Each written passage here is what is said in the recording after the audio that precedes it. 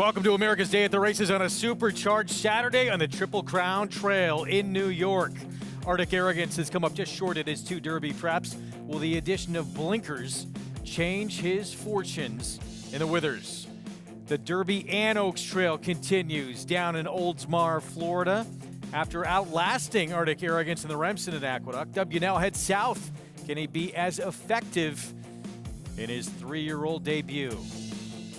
The champ, she is back. Wonder Wheel makes her 3-year-old debut in the Suncoast, where her trainer says it's all systems go for a run at this year's Kentucky Oaks.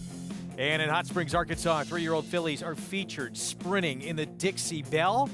Key of Life, an odds-on favorite in all 5 career outings, looks to start a new win streak after her 3-race streak came to an end to close out last year. All that and more coming up on this Saturday edition of America's Day at the Races. Good to have you with us on FS1. It's brought to you in part by America's Best Racing. For the love of the race, visit americasbestracing.net today. Hello, everybody. Welcome to South Ozone Park, New York. I am Greg Wolf. Very important day on the road to this year's Kentucky Oaks and Kentucky Derby. 2-year-old champion filly Wonder Wheel. She is making her return. And as mentioned on the Derby Trail, 2 very important preps. The rescheduled Withers here in New York. Arctic Arrogance equipment change. We'll see if that can get him over the hump. Let's take a look at what's ahead on today's Saturday program. It's brought to you in part by Claiborne Farm.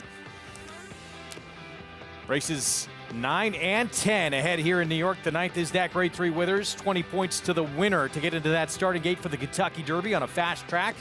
Meanwhile at Oaklawn, their conditions remain muddy. We'll have the late pick 4 to come in Tampa Bay. Wonder Wheel back in the Suncoast, and WNL should be the favorite in that Sam F. Davis. With me, New York Racing Association handicapper Andy Serling. And we're closing in on this Withers. What do you make of Arctic Arrogance today? 2 races now back-to-back. He's been right there and not been able to get by. It'll be interesting to see how the race develops, because he does have the coveted inside position in these 2 turn mile and 1/8 races at Aqueduct. With the turn coming up so quickly, it helps him. But there's an abundance of speed. I don't believe there's any chance that Andiamo Firenze is going to rate the 6 90%. Maddie has speed as well, and even the 2 Prove Right has speed.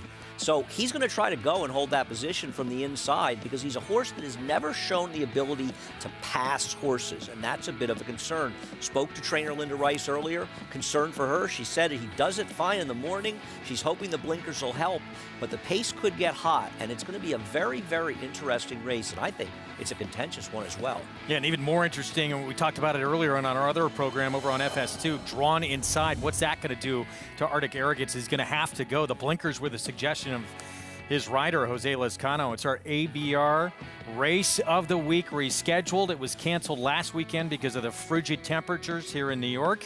And you take a look at the current odds. Arctic Arrogance right now, 2-1 on the board. His primary competition, you would think in here, odds on 4-5 on Hit Show for Brad Cox. I'm not surprised they're going nuts for Hit Show, who I believe is a slight favorite. It's very close between the 2. If you look at the doubles, much, much closer to the odd show now.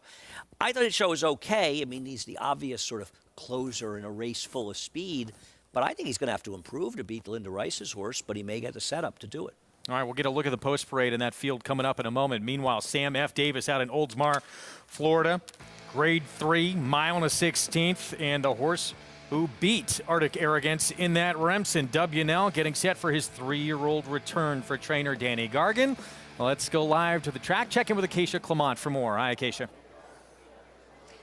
Hey, Greg, WNL does look to be a formidable foe in today's Sam F. Davis as he makes his 3-year-old debut. We'll also get a chance to see some 3-year-old debuts from talented fillies, and that does include a 2-year-old champion in Wonder Wheel a little bit earlier in the card in the Suncoast, which we'll have on the program as well. Wonder Wheel, who won the Breeders' Cup Juvenile Fillies for trainer Mark Casse, will get a chance to kick off her 2023 season this afternoon with hopes of moving on to the Ashland and the eventual long-term goal of the Kentucky Oaks. She's been stabled at Mark Casse's training center in Ocala, just about a 2-hour drive from Tampa Bay Downs. I had the chance to actually visit her at the training center last week, where she looks terrific and getting ready to start off her season. It will be fun to see how she comes back as a 3-year-old, that natural development that you see. And of course, we will get a chance to see her match up against a full sister to a champion, and that's Julia Shining to the outside, the full sister to champion Malatha. Should be a fun race and a fun day coming up, Greg. Acacia, thank you. That's the two big fillies are talking about in that race. Julia Shining undefeated, that big pedigree, full sister to a dual champion. But her two races, well, guess I should say her second race didn't leave a lot of people wowed. Yeah, I thought her first race, and might indicate she's a better sort of closing sprinter type, was a good performance considering the way the race set up. But her second race was not a good one. Now, it was a muddy track, but she beat a horse that was a maiden, came back with a stinker in her next start. So I'm just not sure how good that race was. Meanwhile, Tampa Bay's 8th, it is the Pelican, 6 furlongs, 4-year-olds and up, and the 3-2 favorite. That's Sibelius. Here's a look at the sequence. Closes out with the Sam F. Davis. Let's go to Jonathan Kinchin for how to play it. JK. Wolfie, I'm never mad at a cross-country pick 5. I love the fact that you get to kind of pick and choose from our favorite racetracks, some of the big races. If you're playing this one, it gets started right here in the Pelican. I'm going to get started with the 5 and the 7. The 5, Sibelius, and then 7, Uphold the Law. In the Withers, I'm going to spread a little bit. If you wanted to single the 4 hit show, I wouldn't talk you off of that. Should get a great trip. I thought this race was a little bit sneaky. I'm going to use 1, 4, 5, and 6. I think the 6, 90% Maddie, a little bit interesting. If she can get loose in the Suncoast, I'm going to single the 1, Wonder Wheel. I'm going to go with She's Ready to Roll here. I don't quite trust Julia Shining. In Oaklawn Parks race 8, the 10, Knock Her Down, was a huge favorite last time, got beat first time Brad Cox with big figures for a previous trainer. I think that Brad probably has this horse figured out now, and we'll see the performance we were supposed to see last time. And in the Sam Davis, I'm going to use 3 horses, 7, 9, 11. The 9, Champion's Dream, won up at Saratoga. I've had my eyes on this horse since then. And the 11, Litigate, who I think won a nice race down at Belmont. All right, JK, good luck to you and everyone going after that cross-country pick 5 Litigate. If that horse wins, that would be a 7th Sam F. Davis win for Todd Pletcher. That's it? Incredible. Unbelievable. What a failure. He's only won 7, only won 6 of them. The number of Triple Crown prep races that Todd Pletcher has won since in the last, let's say, 20 years. I mean, so what do they run in Triple Crown prep races around? Let's just forget about California. He doesn't have room anymore for the hardware. I don't even think he's won too many at Oaklawn, considering he's won some, because he's won some everywhere, but it's scary. I mean, his numbers in those races is outright scary.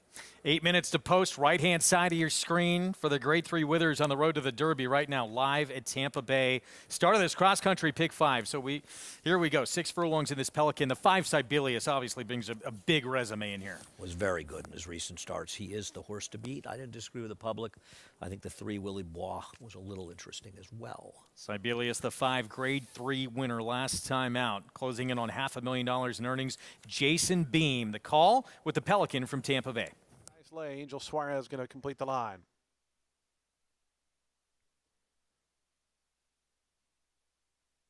Where Paradise Lake coming up. And in. They're in the gate.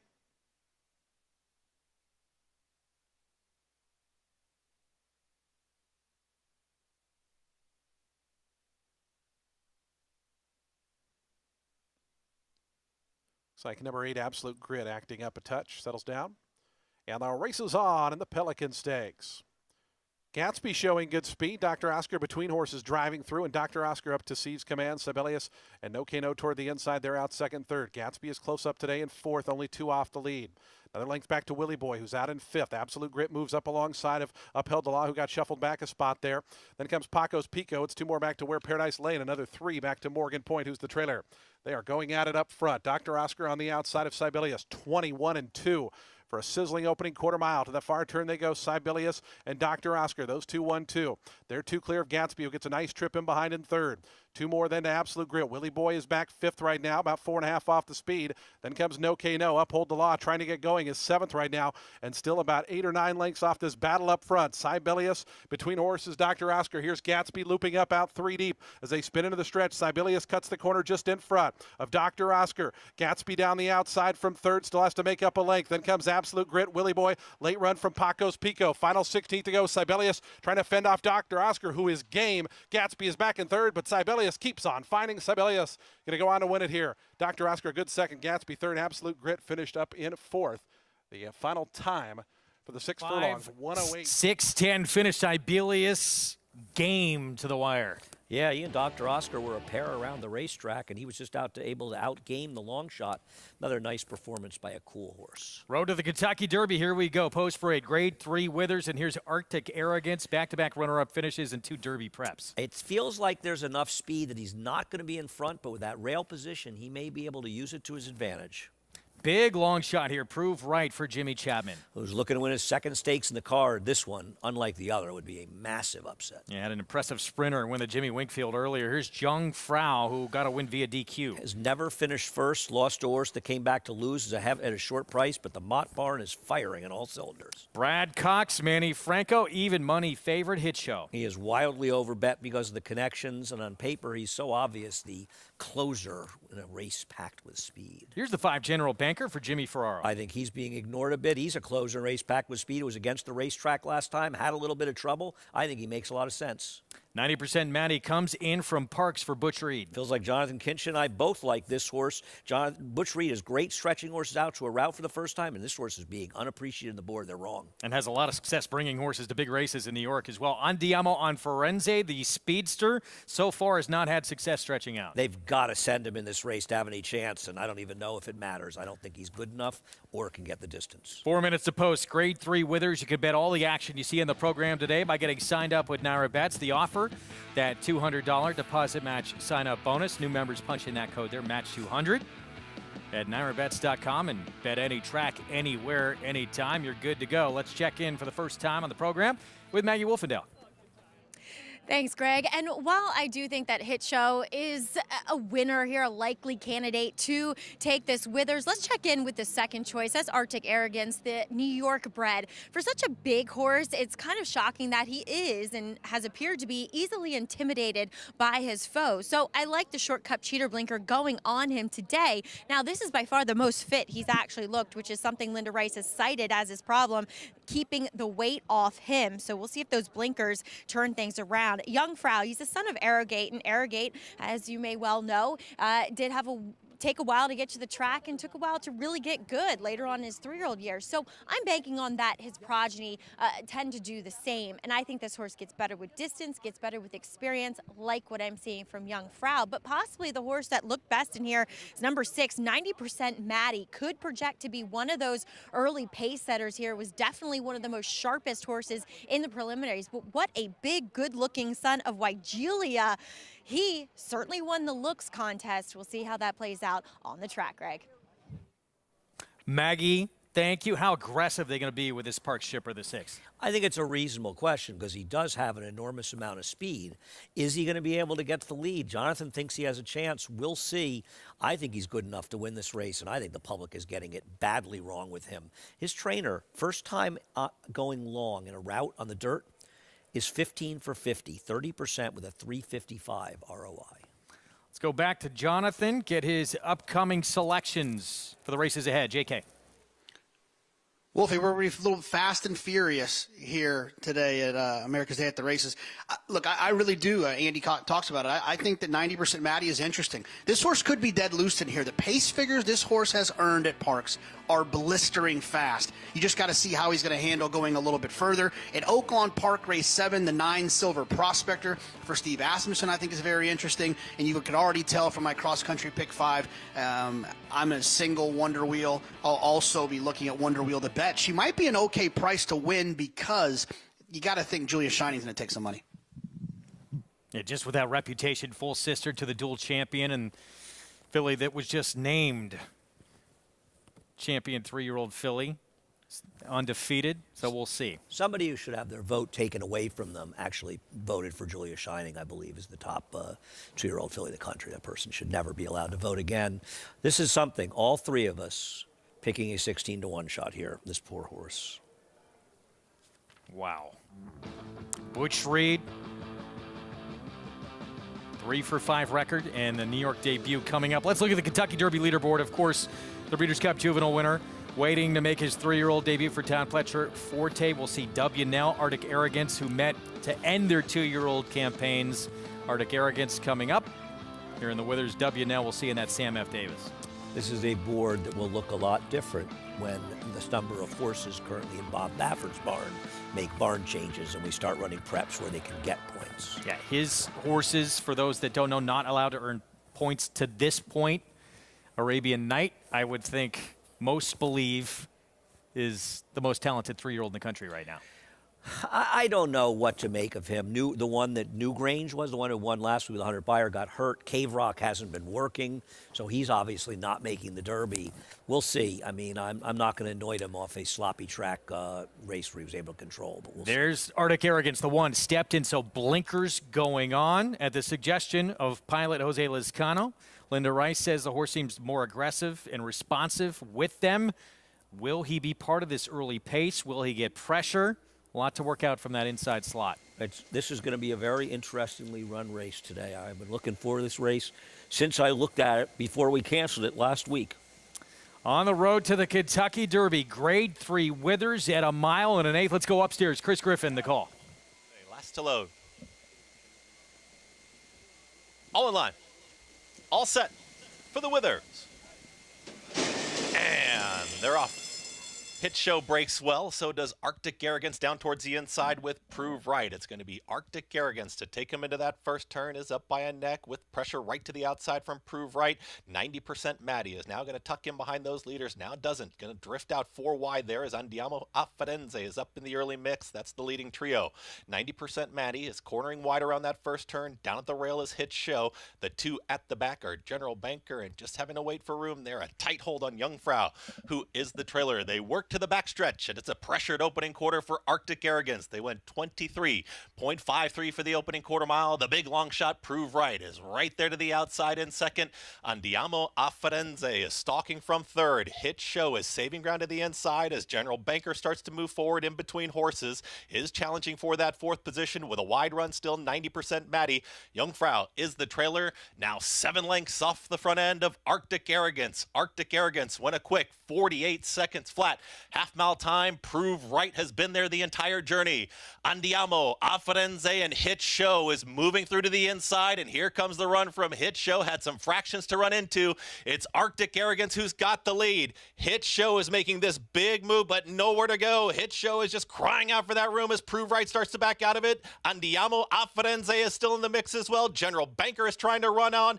90% Maddie and too far back Jungfrau. Arctic Arrogance has got more. They reach the top of the stretch, and now Hit Show is out in the clear. It's Arctic Arrogance who's got the lead, but Hit Show is ready to pounce on the outside as they approach a final furlong. They are 5 clear here from General Banker, and Hit Show has taken the lead. It's Hit Show who's now striding away. Arctic Arrogance is a game second. Hit Show drops over to the rail, has less than a 16th to go. It's Brad Cox, Manny Franco, Hit Show in the Withers. Hit Show gets it over Arctic Arrogance, General Banker.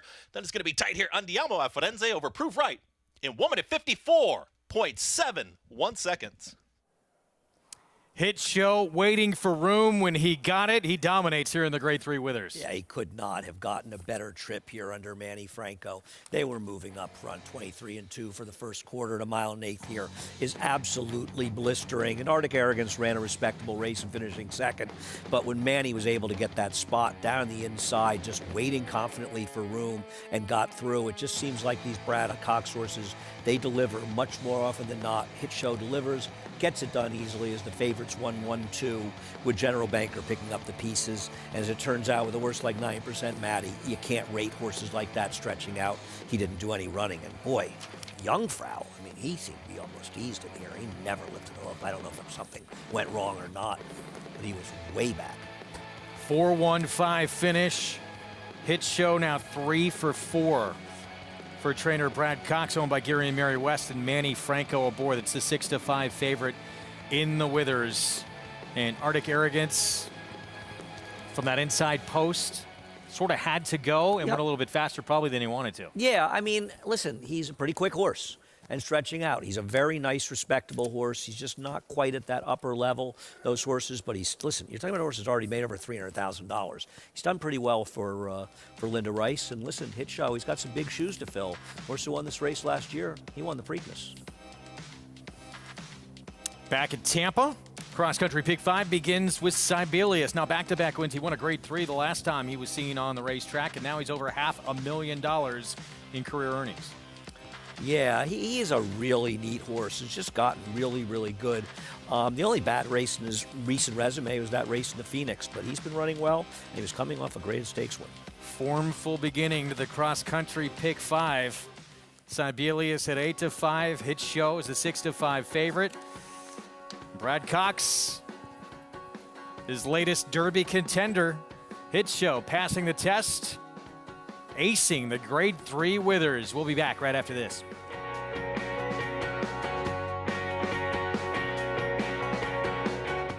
Undefeated Grade 1 winner Mastery was a multiple graded stakes winner at 2, including this victory in the Grade 1 Los Alamitos Cash Call Futurity.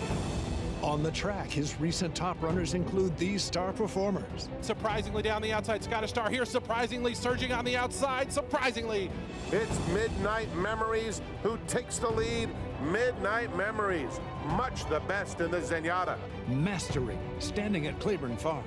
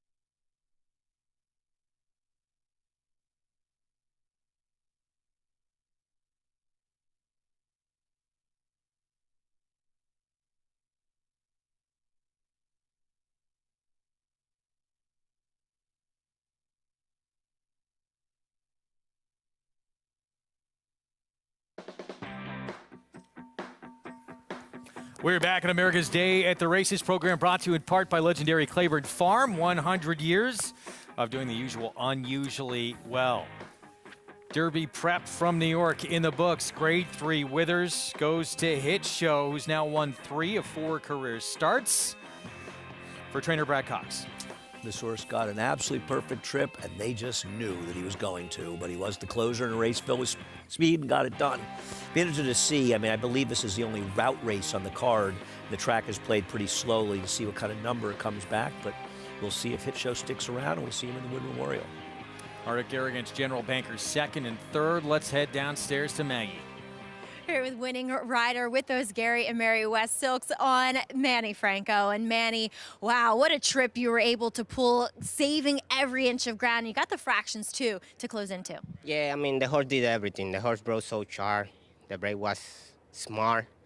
He took me there. I just was the passenger. He was kind the whole way around, and he was traveling so well inside. I was following the right horse, and when it was time to make my move, I moved hard with him, and he responded really well.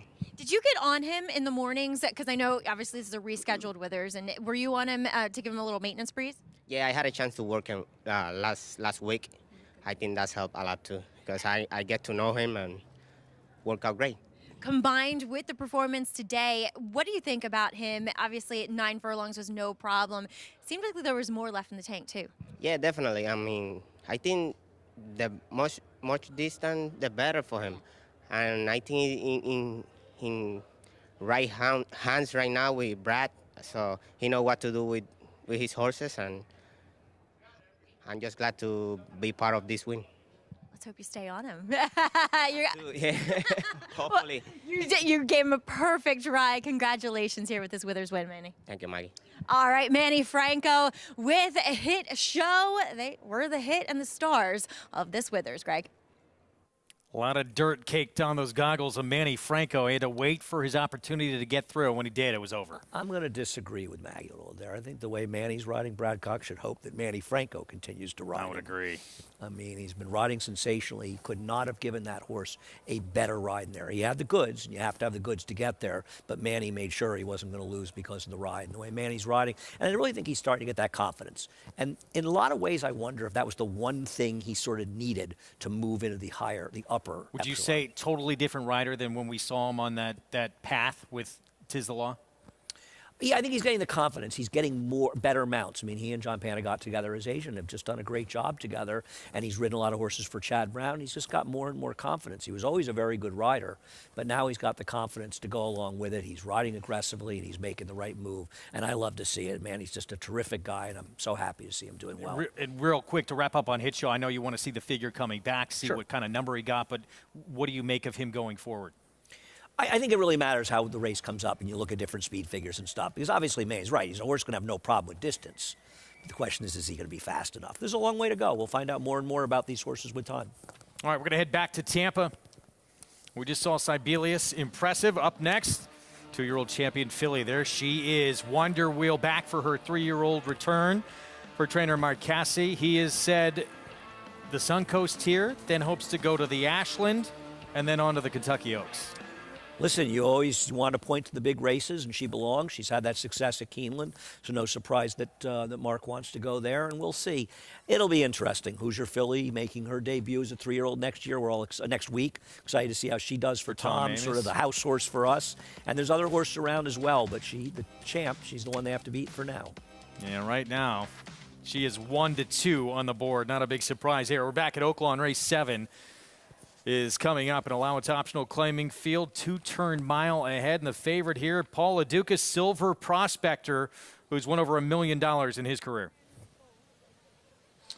Yeah, I think the public's looking at the class in here, Greg, when you look at the 9 Silver Prospector. And the other part about it is he's done well over a slightly muddy racetrack. Now, the racetrack is still labeled as muddy. It really has not dried out. What ends up happening here at Oaklawn, when the sun goes down basically over the grandstands, you just really don't get that much light on the dirt. So I don't know if it's going to end up fast at all. It still looks like it's muddy, but the racetrack has been playing fair all day. If you had the early pick 5, it started basically with the long shot. It ended with an even money shot, and it paid $49,000. Hopefully you had the winner in the last race. On to the late pick 4. You know, when I look at the 5 in here, Thomas Selby, you know, David Jacobson had a runner earlier in the card that was basically odds on and ran dead last. So I don't know what to do with the 5 in here. You know, 7-2, kind of dead on the board. So I was treading away from that horse. The 3 in here, he's my Honey Badger. You know, ran a bang-up race 2 back in the Brad Cox barn. A lot of people don't want to venture into the Brad Cox barn, as you saw with the win there at Aqueduct. You know, and this horse came back, did not run well, but it's taking a lot of money at the window. I thought it was weird money to me at 6-1, but maybe this horse can fire here. Another horse, Soy Tapatio, got eliminated at the break last time out, and there was nobody beating Ginobili. Ginobili was dynamite that day. I want to say got a 97 or 98 buyer, and maybe one of the more impressive races at the meet. I landed on the 9 Silver Prospector. I'm not giving you much here, guys. I just think that this horse is the most accomplished in here. And a little note on the 8. Super stock, ridden by Keith Asperton. How about his father gave him a piece of this horse? Keith ponied up a little money, so I'm sure he's going to be riding the 8 very, very hard. Yeah, it's a former Arkansas Derby winner for Steve Asmus in the family. Won that race back in 2021, the final prep for the Derby in Hot Springs, and now Keith owns a part of them. I'm with both Jonathan and Paulie. I think the 9, I know he's the favorite, but I think he's going to be very tough to beat in here. But Keith has more incentive. Does that mean he has to pay him less, Steve? if he wins the race as a jockey fee? I do not think so. I think that makes sure Keith gets full Dad payment actually from works Dad. for his son here in this instance. 2-1 favorite, Ricardo Santana Jr. on the stablemate of Superstock Silver Prospector. He is the one to beat coming out of that 5th season. Paulie mentioned another horse coming out of that race, Soy Tapatio, the 6. 5-1 right now. See with a better break if it can be a factor today. He was not a factor back on January 14th here. Yeah. Vic Stoff for the call. Here's the 7th from Oaklawn. They're at the post.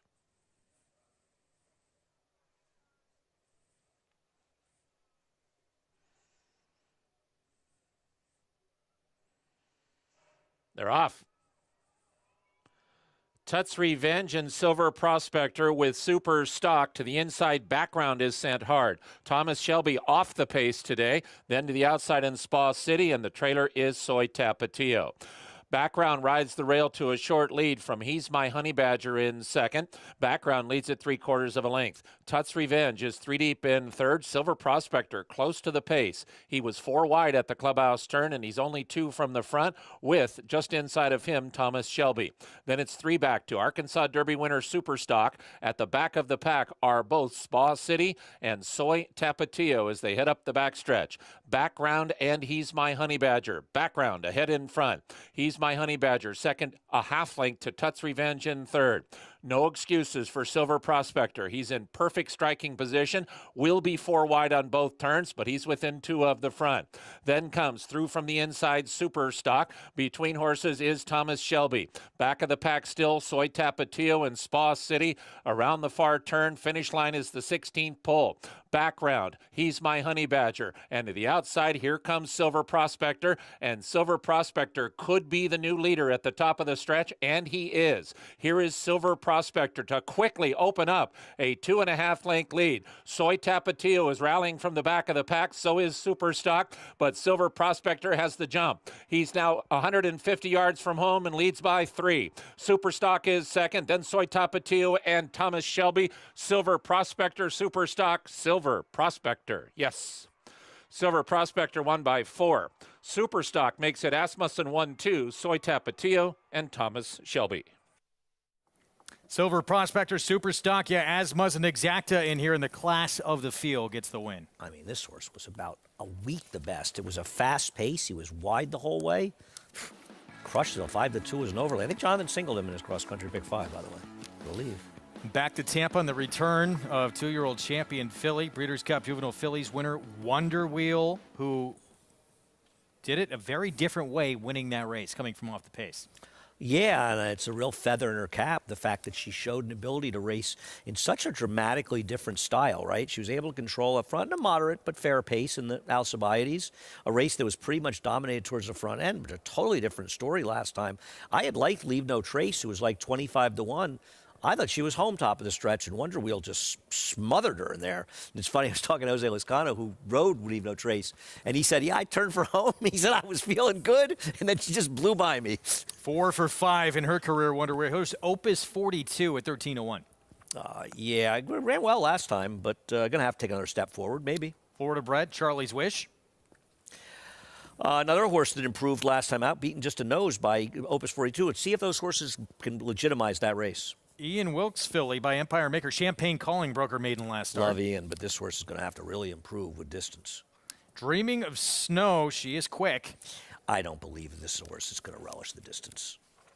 Fast Track. Here's another big price for Ono de la Cour. Yeah, she's another one that would have to improve, but she hasn't raced in a couple months. Maryland bred, faced restricted company last time out. Ticker Tape Home had a big maiden win. It was on the turf at Woodbine. I just don't buy this horse is going to be a dirt horse, but I'll tell you what, this horse is talented enough to win the race. Just might be the wrong surface. And the full sister to dual champion Malathot. She's undefeated 2 for 2. Here's Julia Shining. I hope I'm wrong about this filly, and she turns out to be a good one. I wonder, despite her pedigree, if she might be better a little shorter around one turn.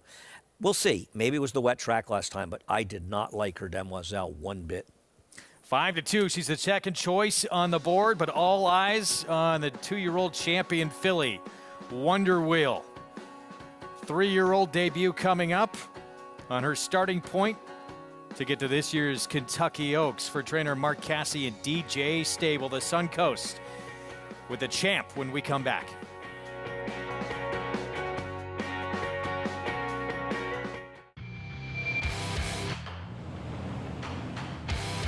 Rock Your World in command. Medina Spirit making no progress.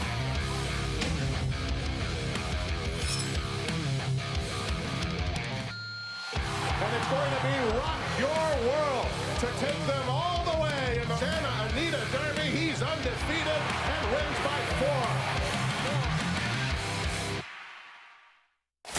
4. Who you betting on? How about an app created specifically for horse racing? Naira Bets. We specialize in thundering hooves, fist pumping, and boosting your bankroll with robust weekly promotions. And offer betting tips from actual horse racing experts. Bet all day and night, nationwide. Get the action and thrill of horse racing with Naira Bets.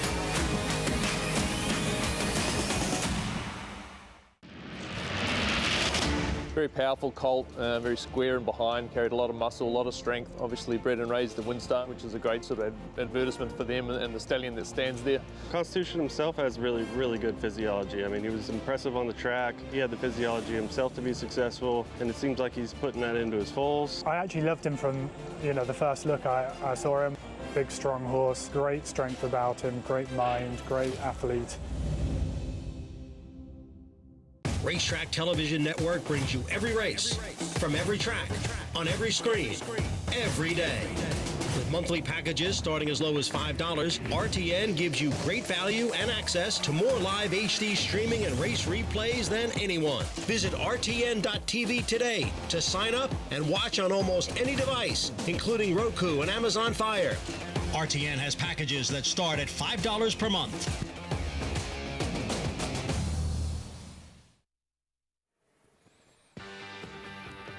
We're back on America's Day at the Races, everybody's favorite mascot out in Oldsmar, Florida. Our program brought to you in part by America's Best Racing. For the love of the race, visit americasbestracing.net today. The champion 2-year-old filly returning here, Wonder Wheel.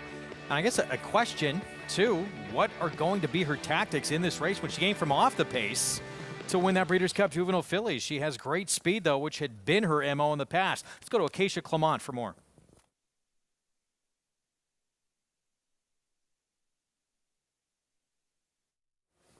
All right, we'll try and get back to Acacia, some audio issues, hopefully before they break the gate.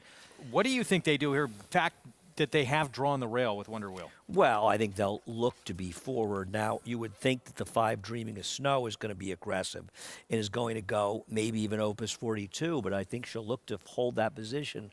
And I don't think you want to get too cute in a race like this or comeback race, so I think she'll be a bit forward. How aggressive she is going to depend on how quick the pace is. Timeform US feels the race will have a fast pace. Whether or not that turns out to be the case remains to be seen. And, with Julia shining a little bit like her full sister, Malathot was never all that impressive when she won her races, but all she did was win. Obviously a dual champion. Pletcher believes she's going to be better with more distance. So is maybe today not the day, and she's going to get better as we see her go further amount of ground. Well, we'll see. I mean, it's hard for me to say that I would, if Todd Pletcher thinks that, I'll defer to him. I liked he ran better in her debut going 7 furlongs. So, but, if Todd thinks she wants more distance, Todd knows best.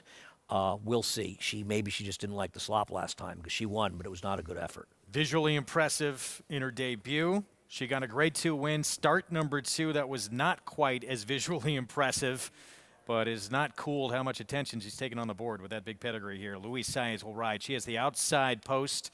Basically those two. Anyone else would be a major surprise.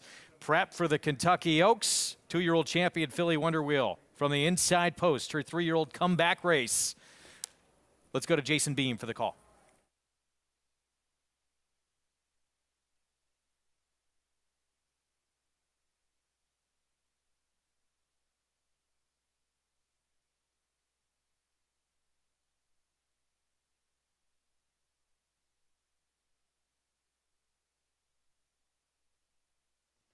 Champagne calling. Julian Leperoux up to gate 4. There she goes forward. Julia shining to complete the line. Just about set for the Suncoast. Julia shining coming up and in. They're in the gate. And our race is on in the Suncoast Stakes. Dreaming of Snow in the center goes out for the early advantage. Opus 42 is quick. Wonder Wheel down toward the inside. Got away in good order, but is not going to be on the lead today as Dreaming of Snow crosses over. Opus 42 had to tap on the brakes there. As Dreaming of Snow crosses over in front. Ticker Tape Home up on the outside. Wonder Wheel, the stablemate, second and third is Opus 42, but an adventurous opening 3/16 of a mile for that one is back fourth. It's 2.5 more back to Julia Shining, who got away in decent order today. Champagne Calling to that one's inside. It's another 2 back to Fast Track, and 3 after that to Charlie's Wish, who's at the back. 24 seconds for the opening quarter mile. Dreaming of Snow takes him down the backstretch in front by 3/4 of a length to Ticker Tape Home. Opus 42 tugging up a little bit closer on the outside now to put a nose into that second spot. Wonder Wheel is fourth right now with just over a half mile to go, is 3 off the early lead. It's 2 more lengths then back to Champagne Calling. Julia Shining's right to her outside. Another 2 back to Fast Track and nothing yet from Charlie's Wish. 47 seconds for that opening half mile. Dreaming of Snow has been there every step of the journey. Here's Opus 42 pressing closer. Now Wonder Wheel starts to move up on the outside. A Wonder Wheel draws within a length and a half. Ticker Tape Home starts to back up. Julia Shining starting to get underway on the outside. Is fourth right now, just 2 lengths off the leader. Long shot Dreaming of Snow. Wonder Wheel giving her cue now. Julia Shining up on the outside, going to try to follow the favorite. Here's Wonder Wheel now coming up alongside of Dreaming of Snow. Julia Shining on the outside. Those two trying to get to Dreaming of Snow, who's game toward the inside. Dreaming of Snow still just a narrow in front. Wonder Wheel right up alongside. Julia Shining down the outside. Final 16th to go. Dreaming of Snow. Wonder Wheel has 70 yards to push on by. Dreaming of Snow digs in toward the inside. Wonder Wheel, one final surge. Dreaming of Snow. A shocking upset here in the Suncoast. Wonder Wheel, a good effort first off the layoff, and second, Julia Shining was third. Dreaming of Snow, able to hold off the charging 2-year-old champion filly Wonder Wheel for a huge upset. I mean, you could argue that they were a bit confident with Wonder Wheel, but she just looked like she was cruising along. She hung like a chandelier, but let's give credit to Dreaming of Snow. I mean, yeah, she was able to control on the front end. Yeah, the pace wasn't that fast, but it's not like the other horses that were sitting behind her held on. And I mean, I don't know what to say. This is a horse that just improved dramatically. Terrible last time in the Gasparilla at 4-1. A totally different horse today. Julia Shining, a very strange race. Luis Saez was literally riding her the entire running of the race, and yet she was still finishing a little bit. She ran okay. Was it just a bad race? Does she need a race? I don't know, but a little bit disappointing with Wonder Wheel. She's supposed to win. Definitely in that spot. Huge upset, 38-1. Dreaming of Snow, gate to wire for the victory in the Suncoast as we head back to New York. Nightcap coming up. 6 furlongs here in this New York bred maiden claiming race, so they're all for sale for $25,000. Here's a first-time starter. Busting up is hard to do. Yeah, I was taking a little money in this here and one that for Verratti Valente, a turf horse, the dam. 19-1, so Mama Beach, a lot of changes here. Yeah, it is Randy Persaud, first time. I'm going to throw the horse in for a couple bucks. Even money favorite, Central Love drops in class. Don't love the drop down off the claim for Linda. I'm not sure she's the one to beat. I prefer the 8. Excalibrate, blinkers come off and gets Lasix.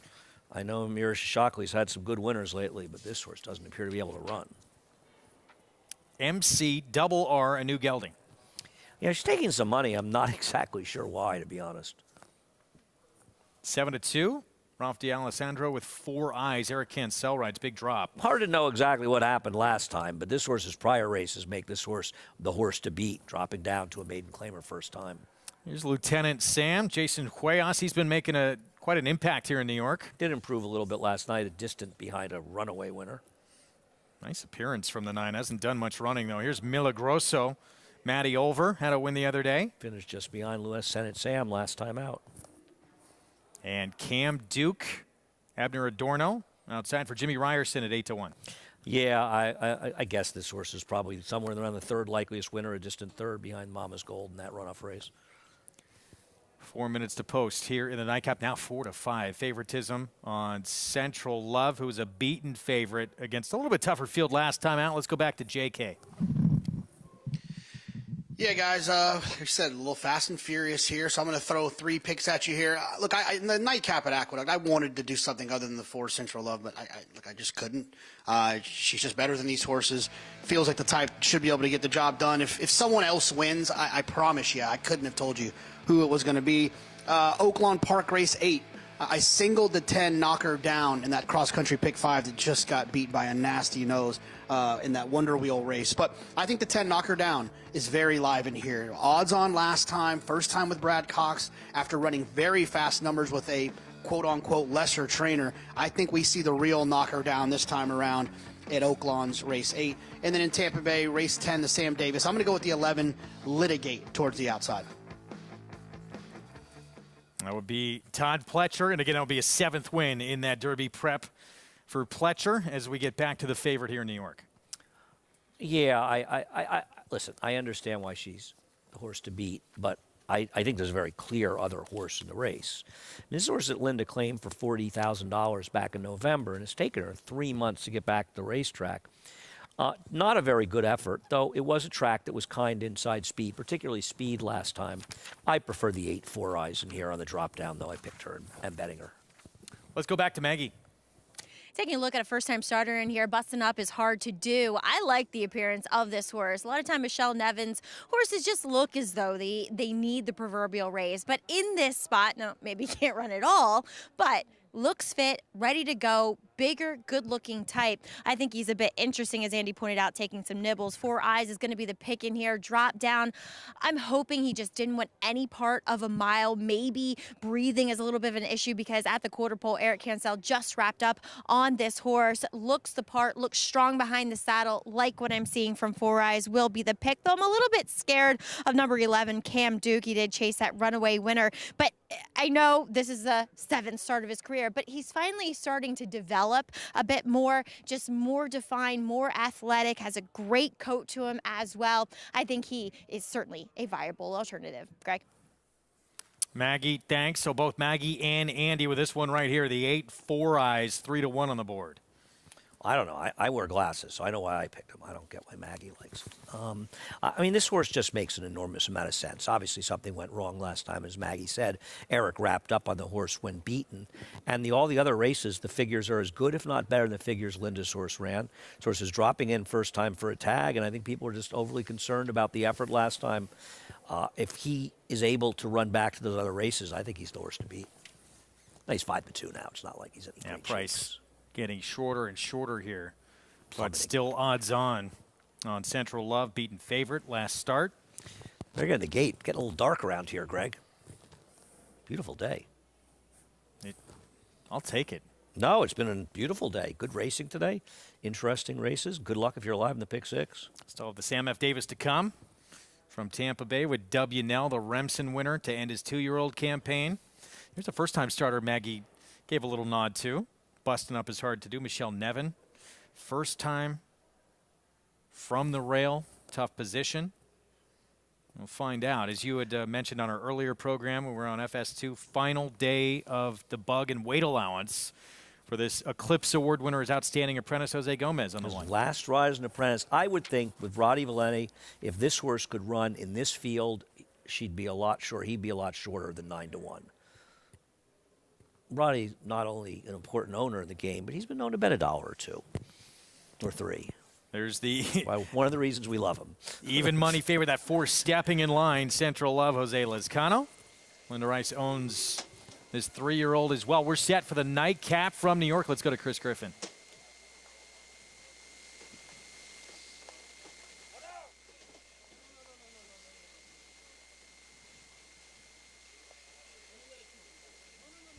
Cam Duke, just a little reluctant.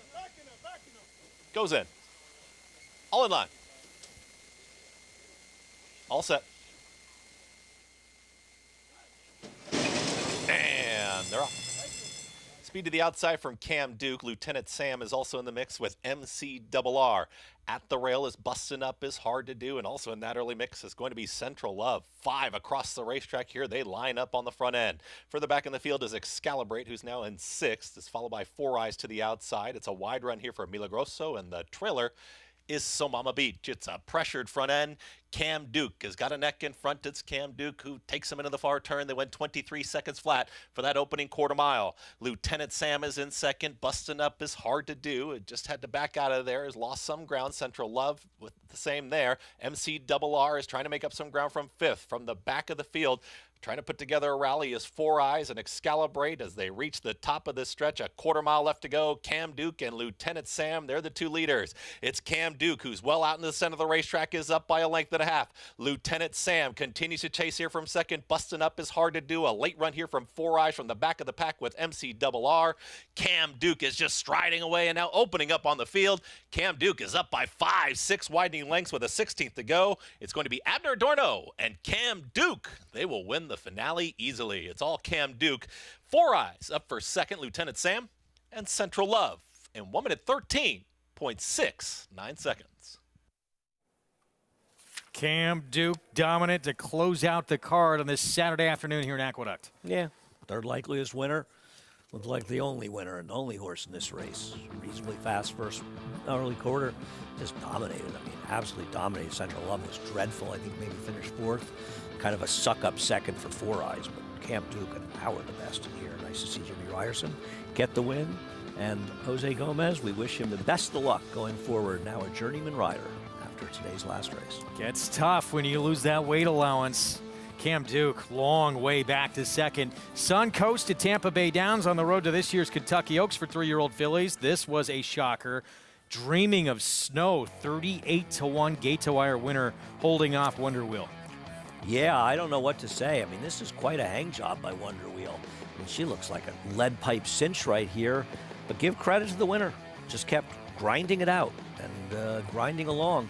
Not a logical horse on paper, but they don't run races on paper, Greg. They run them on TV sets. And Dreaming of Snow just ground it out. Always a good show when you get that line in. $78 winner. I stole it from someone else. 519. First start back for Wonder Wheel. Obviously, she could improve off this, but you expect her to go by a filly of that caliber. I always felt she was a vulnerable horse going forward and that others would catch up to her. I still thought she would win today. I'm not in any way suggesting I was against her today.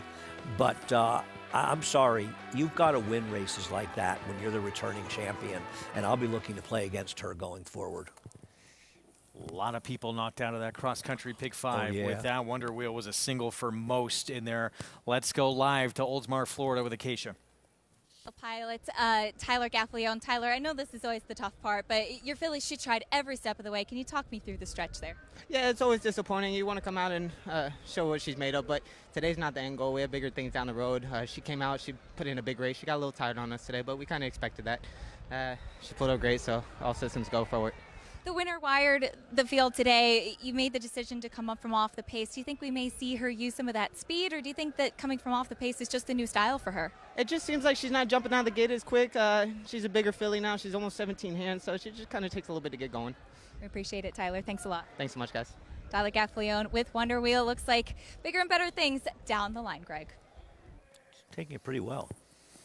He's taking it well. I mean, look, that was a huge win for him. That was the first Breeders' Cup victory of his career. Big monkey off his back. Got to be a little concerned, though, if you're Mark Cassidy with that performance, no? I mean, I think if you're being open, completely honest about it, yeah. I know it's her first start, and I don't want to condemn her off that, and obviously she can improve. You're supposed to run by a horse like the horse that held on and beat her in that race. I'm sorry. That horse on paper, Dreaming of Snow, is just not a competitive horse for a horse coming back as the champion. Tyler gave her a perfect trip. She loomed up there. I don't like the hang at the end. She had no excuse. Could she turn around from there? Absolutely. She is a returning champion, but I'll be betting against it. Big upset in the Suncoast Derby Trail. And we pick right back up with the Sam F. Davis next. W.N.L. Remsen winner when he held off Arctic Arrogance, taking his act south. And he should be the favorite for Danny Gargan. We'll see how he fares in his 3-year-old debut coming up. Would you believe that champions weren't measured by rings, but by a crown? That the history books were written on dirt? That the greatest of all time was a horse? He is moving like a tremendous machine. Experience the magic at this year's Belmont Stakes as we honor the 50th anniversary of Secretariat's legendary Triple Crown Triumph. Join the celebration at Belmont Park on Saturday, June 10th. Tickets on sale now at belmontstakes.com.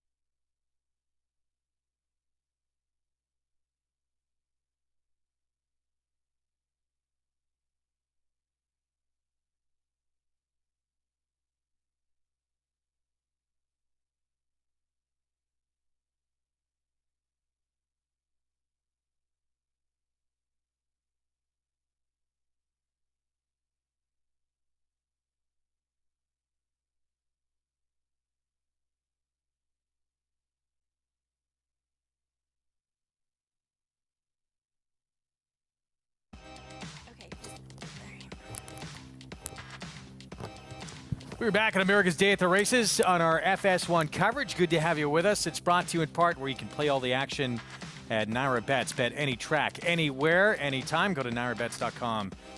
Get signed up and started.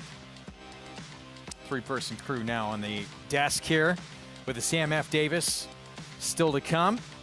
And our nightcap in the books here in New York, joined by Maggie Wolfendale. Sped up here. We appreciate the effort with myself and Andy Sterling. Good to see you. Thank you. Ice I'm going to use this little stuff here. You said my head looked like a disco ball. I just want to point out the kind of things that Maggie says to me. She's very mean. Sometimes you need a little shine and sparkle, Andy. I tell you what, you're not wrong. Cam Duke takes the nightcap here in New York for Jimmy Ryerson. So card in the books. This horse dominant against this group. Yeah, he had taken some physical steps forward from what I observed in the paddock, but and usually when horses break as sharp as he does, it usually means that they're going to put forth their biggest effort to date, and it certainly was for Cam Duke, relatively speaking. And, you know, the other thing is that race he comes out of, the winner who ran that crazy 90-something Bayer Fig, did it on a gold rail. This horse was outside. Yep. So the race may be a little better it looks, and maybe if I'd been a little smarter, I'd had the exacta with my suck-up second horse, the horse we liked, Maggie. Yeah, I know. And you like this horse too, so I should have thrown it in, but whatever. Easy to say now. No red boarding. On a couple of tries at this condition today, much different story here. Career start number 7 overall, breaking through $13 for the win. Pick 5 comes back over $3,600, and the pick 6, hit for over $50,000 today. That's a huge pick 5. Wow. Yeah. Who was the first leg of the pick 6? I forget. Back to Oaklawn. And the 8th race Rudy coming Rodriguez's up in this horse? No, the Mitch Freeman horse. Sorry. 6 furlong sprint. First allowance condition here. Let's go to Paul LaDuca. Thanks, you guys. First allowance condition you were talking about there, Greg. And listen, all the money's going to the 10 in here. Knock her down for Brad Cox. And my goodness, he outlooked the field by a mile. Now, is that going to make him win this race? But wow, he looked amazing compared to the other horses in here. And when you look at some of the other horses in this field, you start wondering, okay, why is he even money?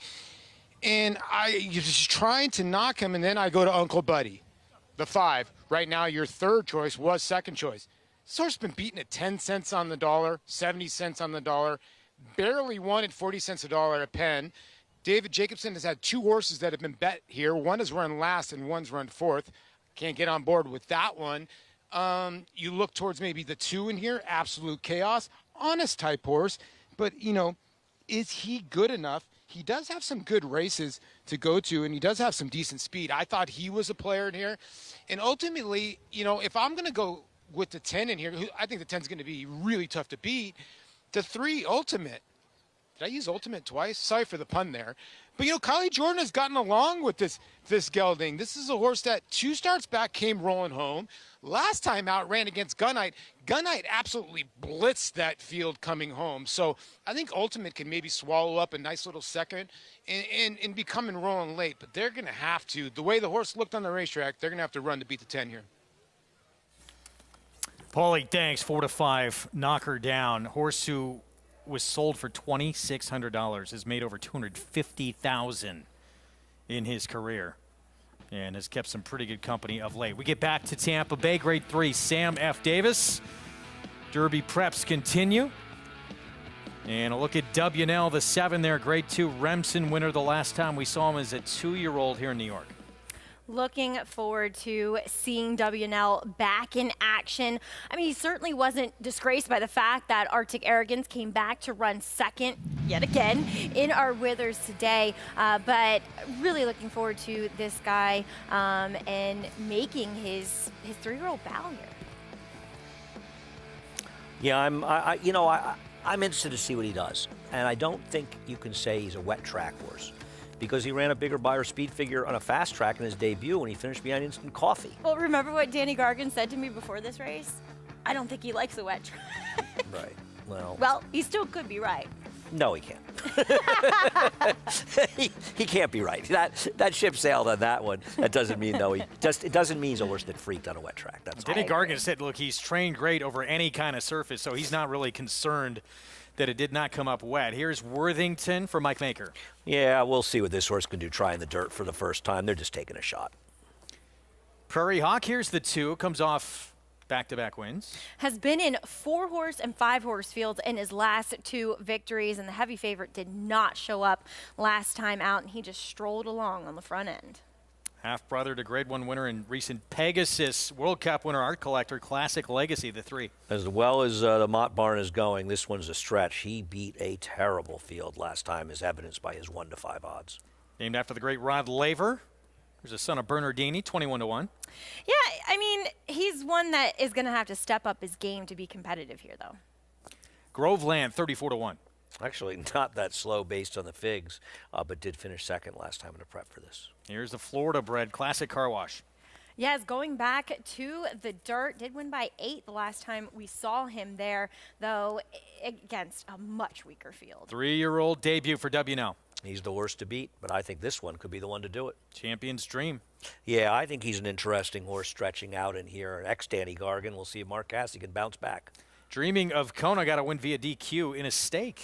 I thought he could be second win, I should say. I thought he could be the controlling speed in here. General Jim would come back to win the swale, and he finished 4th in the last start. Todd Pletcher runner. This would be his 7th win in the Sam F. Davis. He lost a horse that stunk in his next start in the Holy Bull, and he is overbet at 2-1, but not impossible. Yeah, that was Cyclone Mischief, beat it 6-5 in that race. And here's Zydeco, speed from the outside. Yeah, can he clear, though, is the big question. Back to Oaklawn, and we'll see if it is indeed Brad Coxon knock her down with a 10. Here's the 8th. Let's go to Vic Stauffer.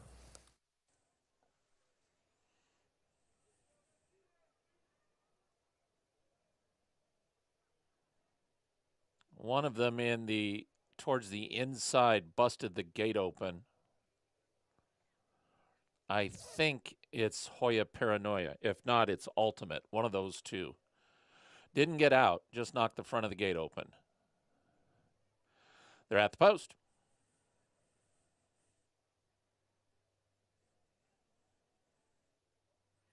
They're off. Fast start for Classic Moment and Absolute Chaos. Jackman's in the mix, so is Uncle Buddy. Then comes, behind horses, Ultimate Hoya Paranoia. Ultimate is second last. To the outside and Knock Her Down. Then Mr. Victory March is the trailer.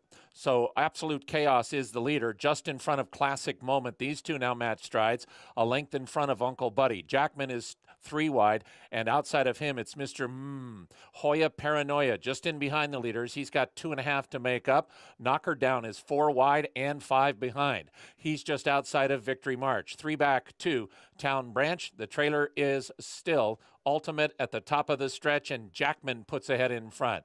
Jackman just in front. From the outside, Classic Moment is in second, then center of the racetrack, and Mr. Knock Her Down still has 5 lengths to make up. Jackman now just in front of Classic Moment. These two come to the final 16th, Jackman and Classic Moment, and these two are right together. Jackman outside, Classic Moment inside. Gonna be close, Jackman half ahead. Classic Moment battles, Classic Moment counter punches, but Jackman wins. Jackman beat Classic Moment. Uncle Buddy was 3rd, and Mr. finished 4th. We knew Vic would try and get that in at some point. Jackman with the victory, 8th win of his career. I think he's doing it all wrong. I think it's Mr. Anyway, Jackman wired last time out. He was on the hard chase from the outside last time, again today, but prevailed. Yeah, the favorite was an absolute no-show in this race, finishing way back at 3-5. Something obviously went wrong with Knock Her Down. Grade 3, Sam F. Davis, 2-1 favorite. WNL 3-year-old debut coming up. Let's go to Acacia. And as we will check in with your favorite in WNL, we do have some pretty steady rain falling, so I've completely embraced the drowned rat look at this point. But as far as WNL goes, I kind of joked with this trainer, Danny Gargan, back in the paddock. You get a wet track once again, or at least one with some moisture in it, and he said, well, at least we know that it's not going to be a question mark for him in this spot. He warmed up beautifully. He has the foundation. He comes in off the back of a 1 1/8 victory, so we know that distance isn't going to be be a problem for him. He didn't grow too much, and it's only been a little bit of time since the end of his 2-year-old season, which was in middle of December. But he's continued to strengthen as he's raced, and he's a deserving favorite in this spot. But taking a look at the Todd Pletcher runner in Litigate, he gets some more distance to go with today, which I do think really should suit him.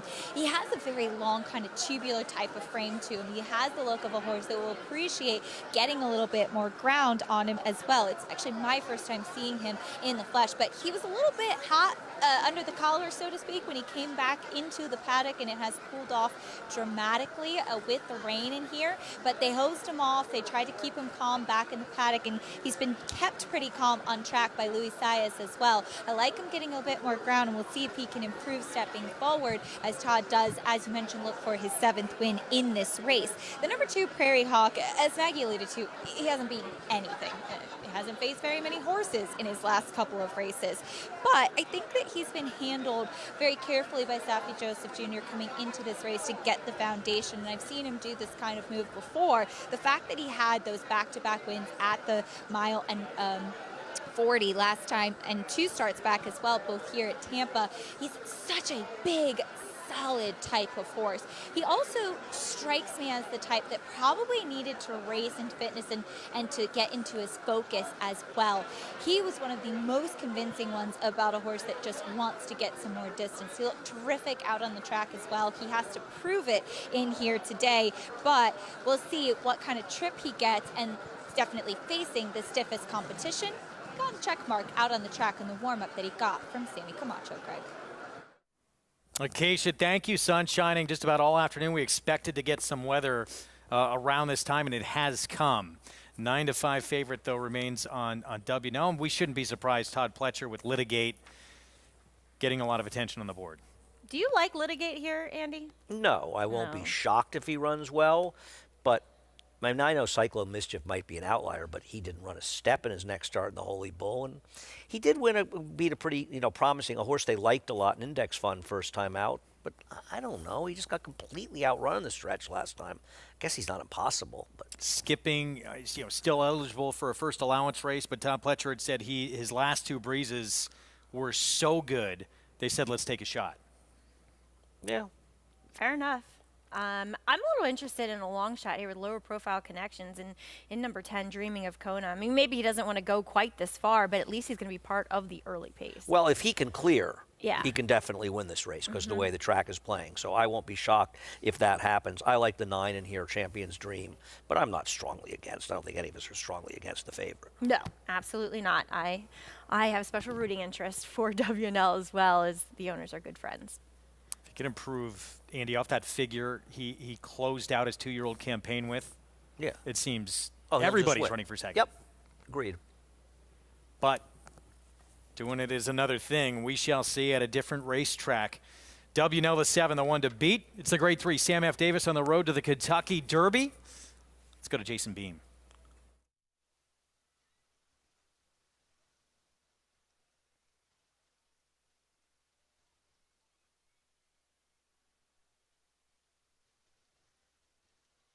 And our race is on in the Sam F. Davis Stakes. Groveland in the center, asked for early speed. Zydeco, as expected from the outside, is quick, and Litigate going to try to go with that one. So the outside 2, they've crossed all the way over to the 1 and 2 paths. Zydeco is the leader. Litigate, WNL had to tap on the brakes. There's Champion's Dream, and Dreaming of Kona go in front of that one.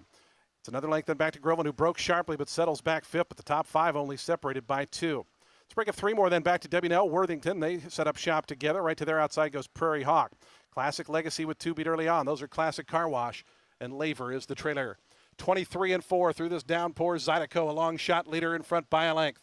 Champion's Dream, Dreaming of Kona out wide. Groveland stays toward the inside from 4th. The top 4 just a length and a half apart. It's a break of 3.5 more back to Litigate. Prairie Hawk starts to move inside of that one. After that, it's a break of 2 more, then back to Classic Car Wash. Moving up on the outside comes Classic Legacy. Worthington, WNL's dropped out to second last, and it's 3 or 4 more back to Laver, who trails. 46 and 4 for that opening half mile. Zydeco still the lead. Groveland wanted to go through on the inside, but couldn't quite get through and had to tap on the brakes from second. Dreaming of Kona third. Litigate trying to get going up on the outside. Rallying down toward the rail is Prairie Hawk. Classic Legacy starts to advance on the far outside with Classic Car Wash. W&L is way at the back along with Laver. They both are starting to move up just a touch.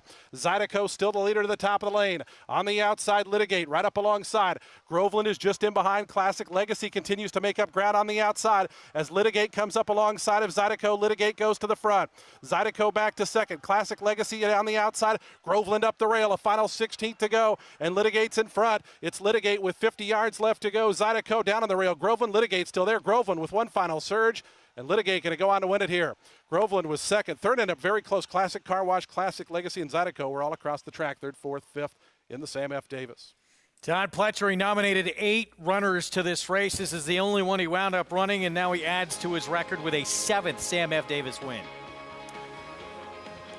This was a bit of an ugly race, Andy. I don't know about, I mean, it was ugly into the first turn.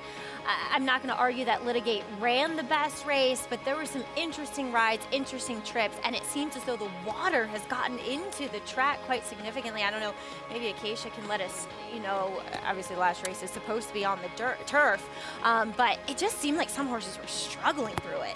Strange race, I agree. I mean, it was a very clever ride on the 12th to be able to clear, and also Luis Saez, who left aggressively to at least get some position. A bad ride in the 10, whatever chance he had, was mitigated by no attempt to go to the lead. He backed out. W&L was a complete and total no-show. He didn't run a step. I guess they can use the old didn't like Tampa excuse. I'm guessing it's something else. But Litigate, he showed up, and that's the thing about Todd Pletcher. Yep. He shows up. His horses show up more often than not. And sometimes in horse racing, that's the biggest part of the game. Absolutely. You have to be in it to win it, and Todd does not miss a Derby prep. I don't think that Litigate's going to go down as one of the greatest Derby prep winners of all time, but a winner nonetheless. Meanwhile, back at Oaklawn, it's Jackman, Carl Broberg. Been a slow meet for that barn, but they get one here. Christian Torres aboard and knock her down. Not today. Yeah, you know, he can't really beat Christian Torres at the moment. That's a big price on this horse, I thought, at 13-1. I didn't get the heavy favorite in Knock Her Down. I thought he was bad last time, so why is he supposed to be any better? And sometimes horses thrive in smaller barns. It's just, you know, the individualized attention. Was this race part of the... No, this race is not part of the Oaklawn. No, 3 Tampas. But, yeah, sorry. Ignore me. Talking about the cross country? Yeah. It was. It was the Anchor Lake. No, the Tampa Bay race was, not the Oaklawn race. Litigate. Todd Pletcher. Centennial Farms, Luis Saez. And another Derby contender. Where will we wind up next? We'll be back.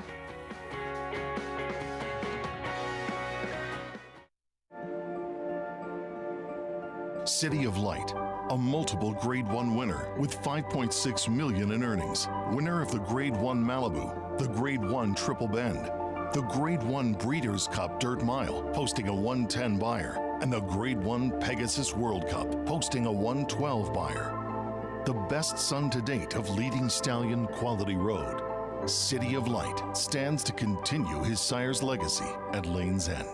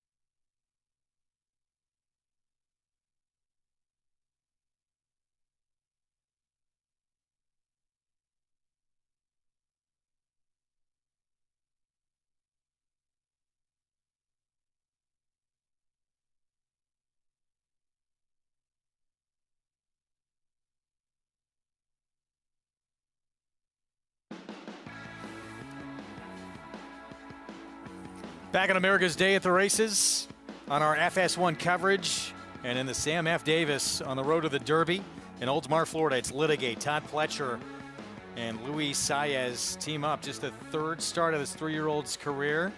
Was eligible for a much easier spot. Pays to show up. Well, and you said it, Greg. It's only his third race of his career.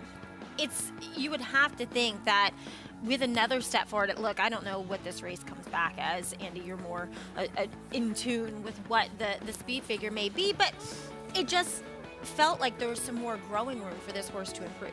Yeah, I mean, judging who ran second and third in this race, it's going to be hard for this number to be much better than the low to mid 80s. But, you know, listen, I don't think Todd has any great illusions that he's going to win the Kentucky Derby with this horse. But as you guys are saying, it's his third career start. He can move forward. And this is a big win nonetheless, and you'll figure it out from here. He's a pretty good horse already, right? 3-year-old? Yeah, he's done fine. I mean, it's his Todd. third start. Oh, Todd? Forte? Oh, yeah, he's got Forte, right. Yeah. Champion 2-year-old? I'm going to keep calling him Fort just because it annoys you so much. I think it annoys Vinny Viola and Mike Rapoli even more. I don't think it annoys Vinny. I think it annoys Mike. Yeah, you're probably. I think Vinny's fine. I think, in fact, if he knows that it's annoying Mike a lot, he might be happy secretly. For those that don't know the inside joke going on, yeah, they actually came on the show, told everyone, the world, it is Forte, and Andy still refuses They mispronounced it. I asked him. I did the interview, and he said it's a Forte. Mike, I'm just trying to help you, as you well know. Cross country pick 5. If you played against Wonder Wheel, if you had Jackman, wow, $18,732. I didn't Incredible. have any of it. Let's go to Acacia. So happy to be joined by Don Little from Centennial Farms as their Litigate takes the Sam F. Davis. Don, this is a horse that really has come along, and he ran very solidly today. Luis Saez put him in the right spot. Yeah, Luis, great ride by him. He broke him quickly, got to save some ground to the first turn, and then just let him stay outside and relax down the backside and came with a nice run.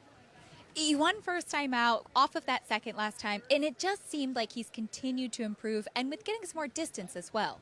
Well, of course, he's bred for it, being by blaming out of him a Dagliadoro mare, so that part we didn't have any question with. But, watching him train, and again, Todd and the group's done a great job just improving, just start to get it, mentally more than anything. And Centennial, like every syndicate, gives their partners such good opportunities and experiences, but having a horse that's on the Derby Trail is something that's really special. Well, of course, we've been there a few times before and made it one time with Wicked Strong, and it's always exciting. The rain started and everyone's like, well, you don't have an umbrella. I was like, my father at the end of the Belmont when Colonial Affair when it was pouring rain, he says, the sun is shining in the Big Apple, and the sun's shining in Tampa today, so it's a great day. It's always shining in the winner's circle, right? Congratulations, Don. Thanks again. Looking forward to seeing Litigate on to that Kentucky Derby Trail moving forward, Greg. Yeah, March 11th. Thank you, Acacia. That next stop, the Tampa Bay Derby. A lot of years, though, but 20 points, which the winner gets for this race, is enough to get into that starting gate. It is. I mean, look at this year's Kentucky Derby winner. There's a lot of things that happened for Rich Strike to get in there, but as you mentioned, it does not take that many points to get into the Derby field. It's a new system, and for the most part, it unlike last year, though, for the most part, it has produced some the right horses in there. See what the next stop is for Litigate. If it can continue to improve, usually from this barn they do. You would think he'd need to, though, to be an impact in this 3-year-old picture, but gets the money today in the Sam F. Davis. We have stakes race coming up next at Oaklawn as well. 3-year-old filly sprinting in Hot Springs in the Dixie Bell, and that is the filly to beat right now. 3-year-old comeback for Key of Life. Filly in here that finished ahead of her last time out. That is Twirled. The 7 at 7-1. More on this group when we come back.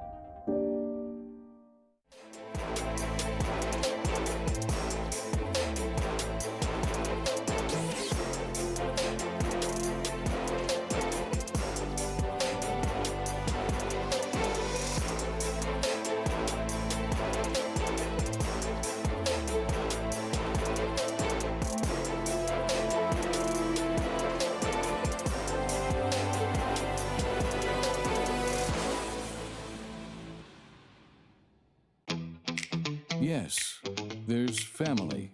If we say La Troyenne, you'll get the picture. And of course, form. G1 this. A breathtaking run. G1 that. Dig down deep to win it. But take a long, steady look, and the word that most likely springs to mind is fantastic. Maxfield. Family. Form. Physique. Fantastic. It's America's original sport, and no one covers it better than America'sBestRacing.net. From the sport to the lifestyle, the best races, horses, and destination venues, cocktails, gambling, fashion, and more. America'sBestRacing.net is a sport for you. Live it, love it, bet it.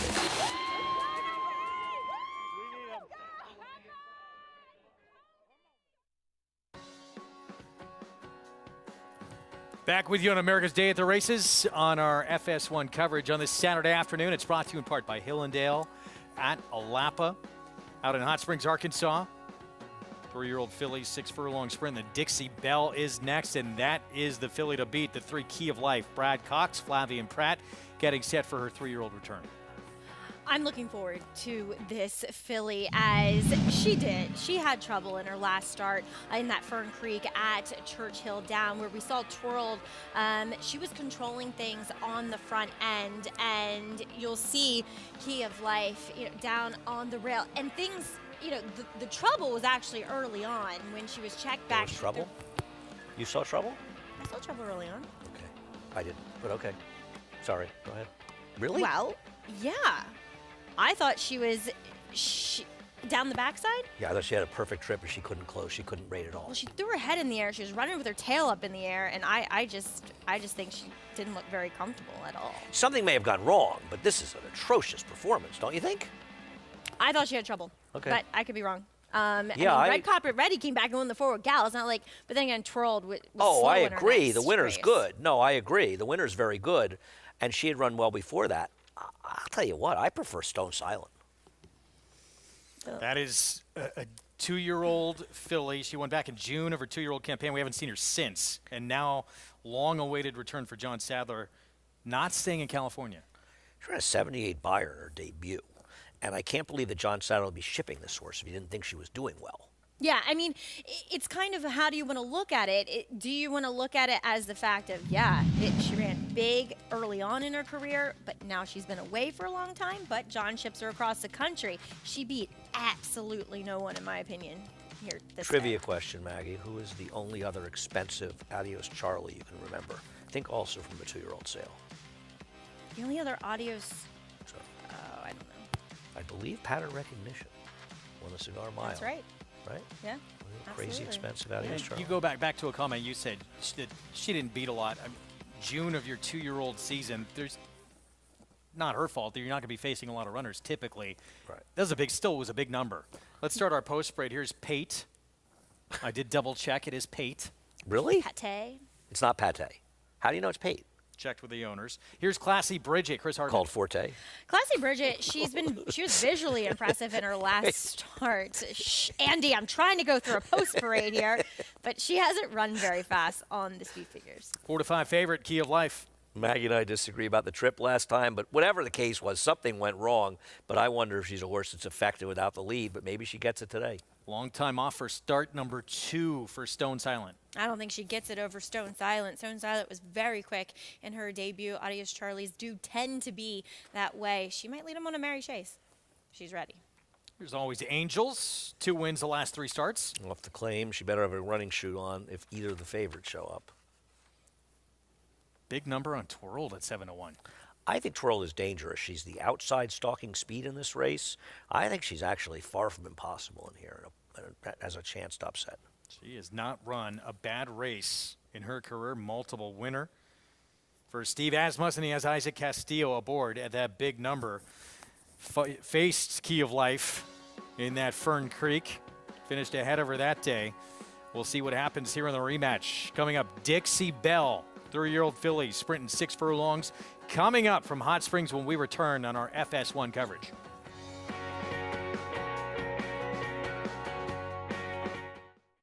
This proven son of Giant's Causeway has sired 7 millionaires. With over 10% stakes performers, his recent top runners include Tarabi, placed in the Grade 1 Spinaway and Breeders' Cup Juvenile Fillies, Grade 2 winner Plum Ali, plus these standout performers.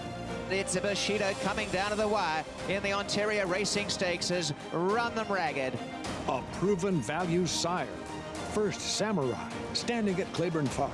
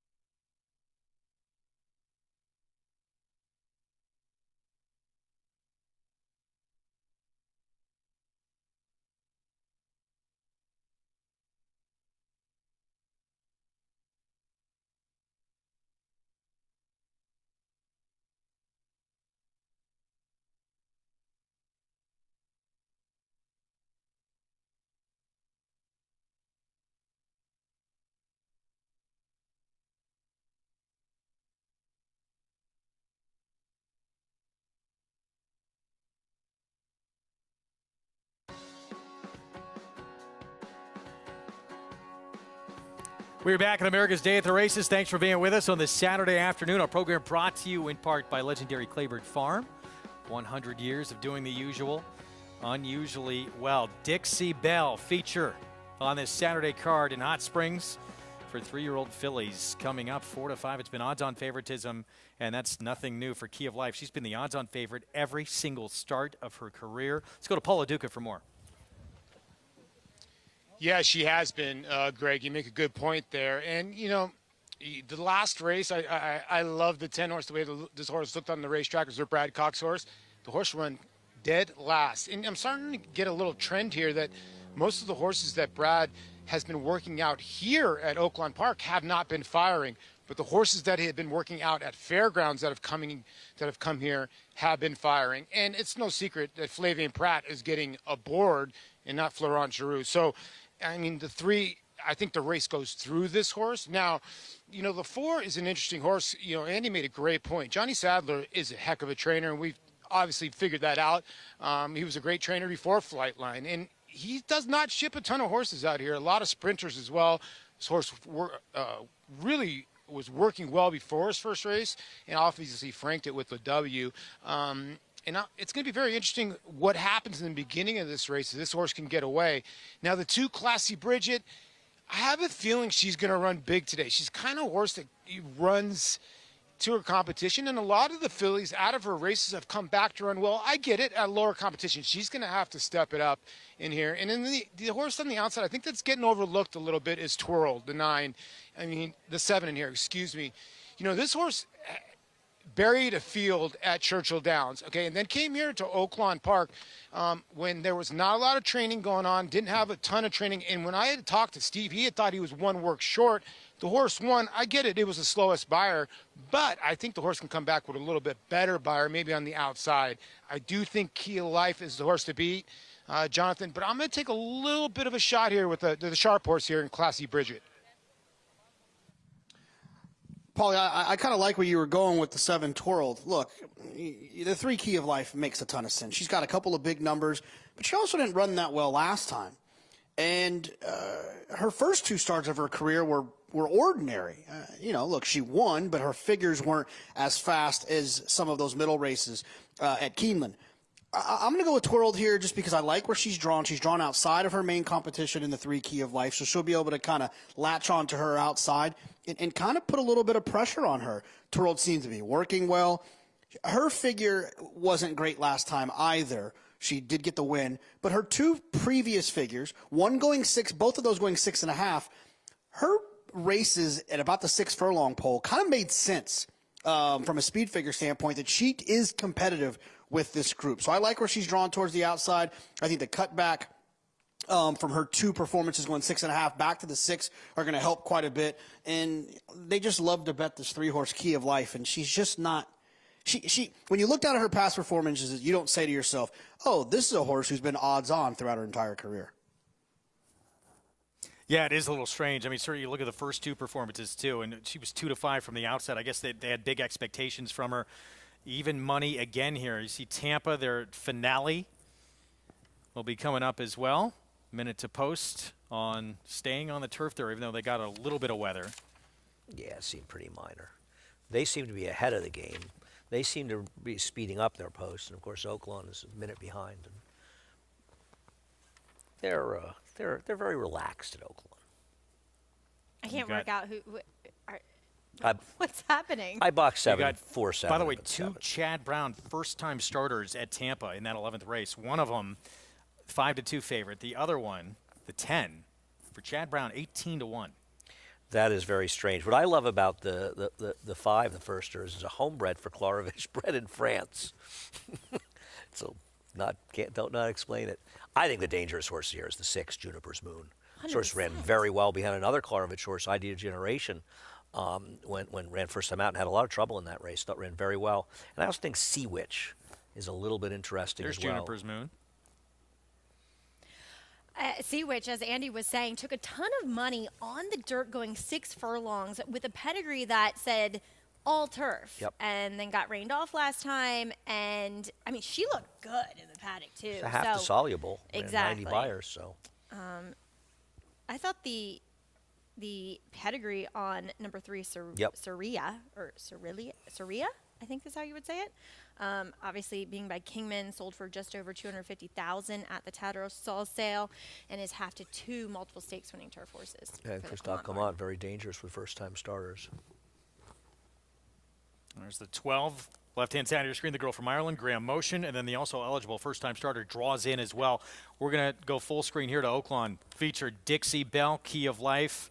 Short price once again from post 3 for Brad Cox.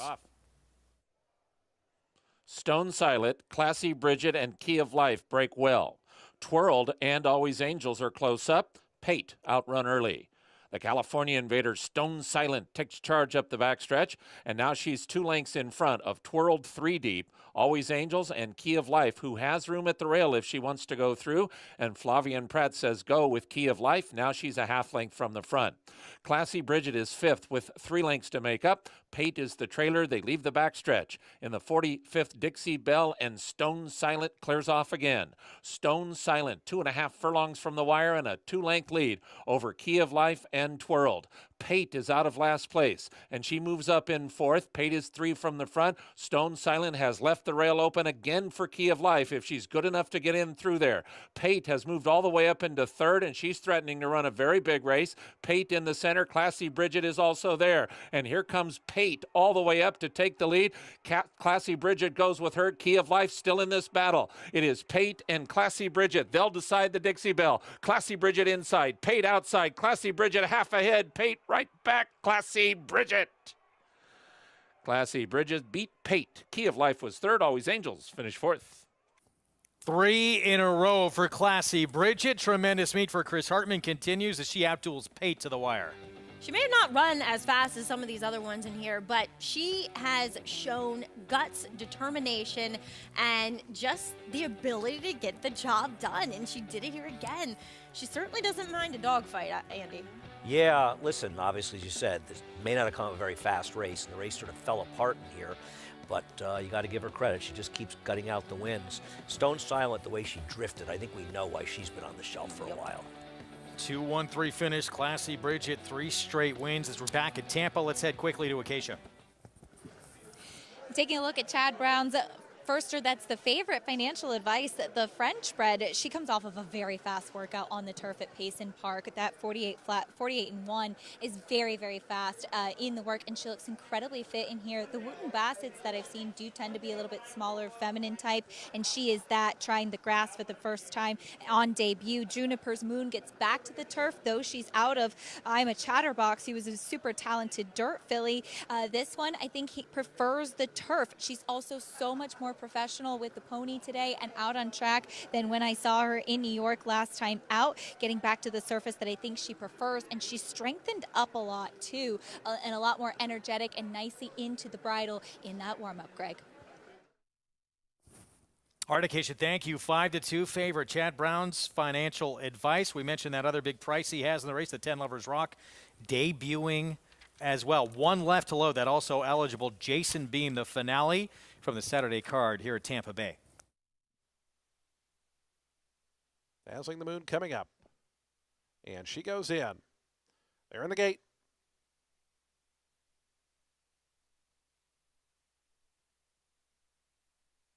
Then up 8-7, settles down. And the race is on. To the start.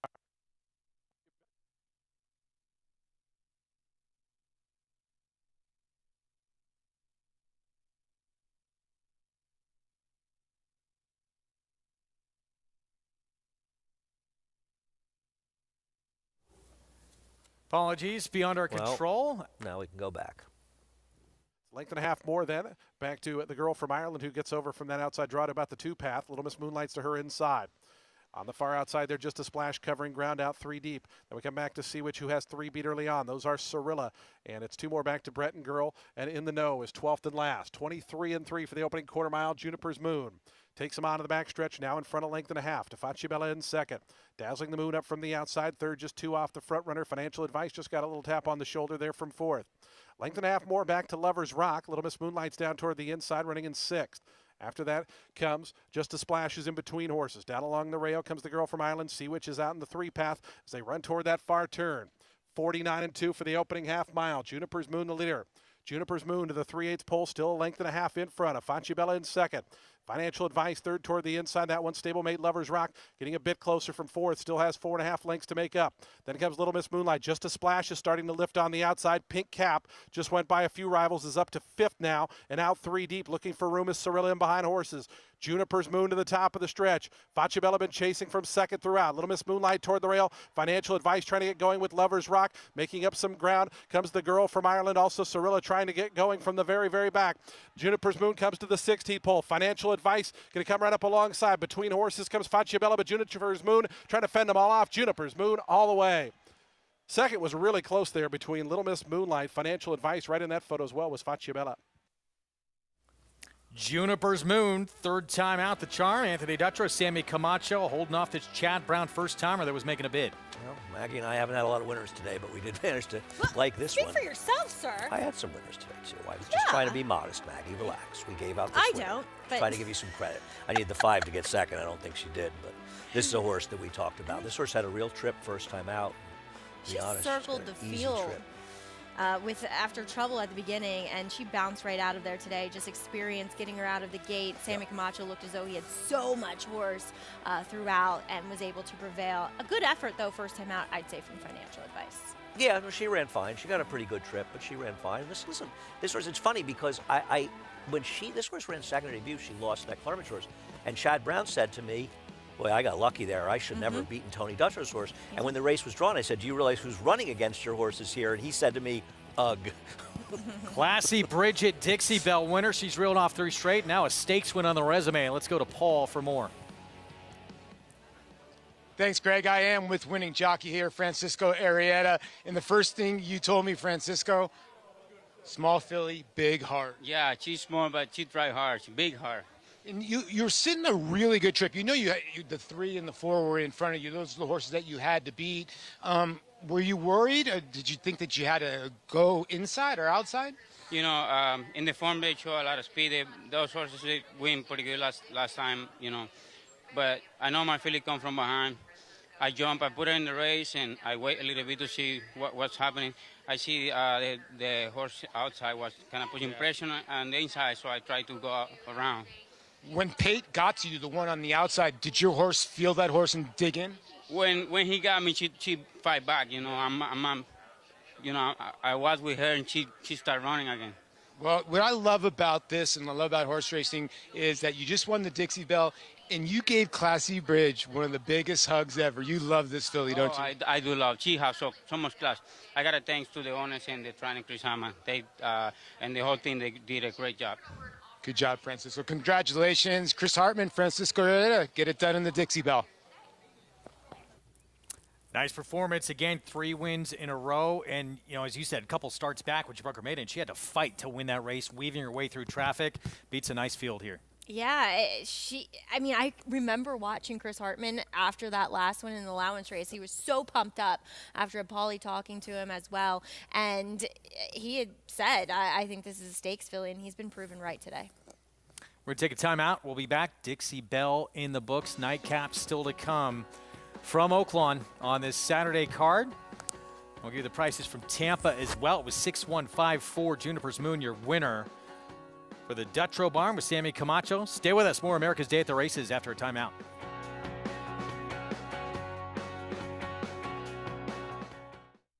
Would you believe that champions weren't measured by rings, but by a crown? That the history books were written on dirt? That the greatest of all time was a horse? He is moving like a tremendous machine. Experience the magic at this year's Belmont Stakes as we honor the 50th anniversary of Secretariat's legendary Triple Crown Triumph. Join the celebration at Belmont Park on Saturday, June 10th. Tickets on sale now at BelmontStakes.com. Who you betting on? How about an app created specifically for horse racing? Naira Bets. We specialize in thundering hooves, fist pumping, and boosting your bankroll with robust weekly promotions. And offer betting tips from actual horse racing experts. Bet all day and night, nationwide. Get the action and thrill of horse racing with Naira Bets. Caraconte has the potential to be a leading turf stallion in America. Caraconte proved with Spenderella that he can produce an international caliber horse that can run all over the world. Spenderella hanging tough with the advantage to win the Appalachian. I've been fortunate enough to train some top fillies and mares. Spenderella is right up there with the best of them. Spenderella turns it into a procession. I think Caraconte is a horse who has tremendous potential. Caraconte, standing at Gainesway. Tampa Bay Downs has a rich thoroughbred horse racing history in Florida dating back to 1926. Celebrities such as Babe Ruth, Jack Dempsey, and John Ringling all attended opening day. In 1981, Hall of Fame jockey Julie Crone won her first career race here, and in 2007, we saw Street Sense win the Tampa Bay Derby and go on later that year to win the Kentucky Derby. Featuring full fields, great turf racing, and a 15% takeout on our Pick 5, Tampa Bay Downs has live racing every Wednesday, Friday, and Saturday.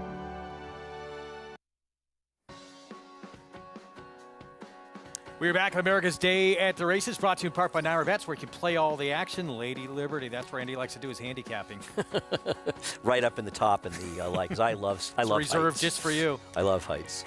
Bet any track, anywhere, anytime with Naira Bets.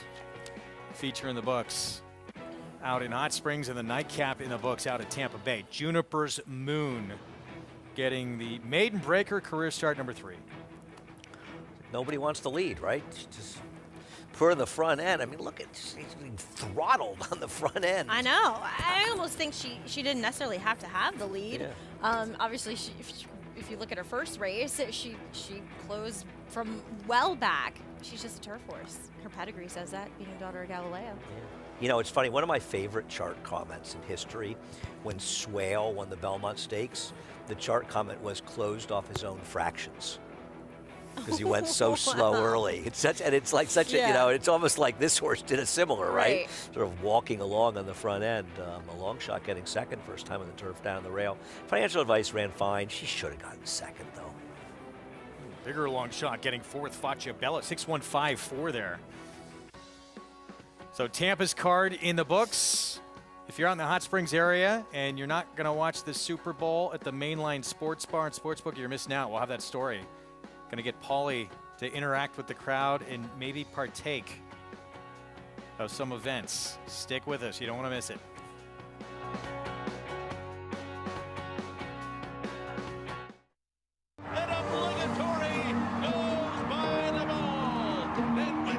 Here comes Malatha. Here comes Clariere on the outside, and it's got to be Clariere. Nest, much the best. She won by better than 10 lengths.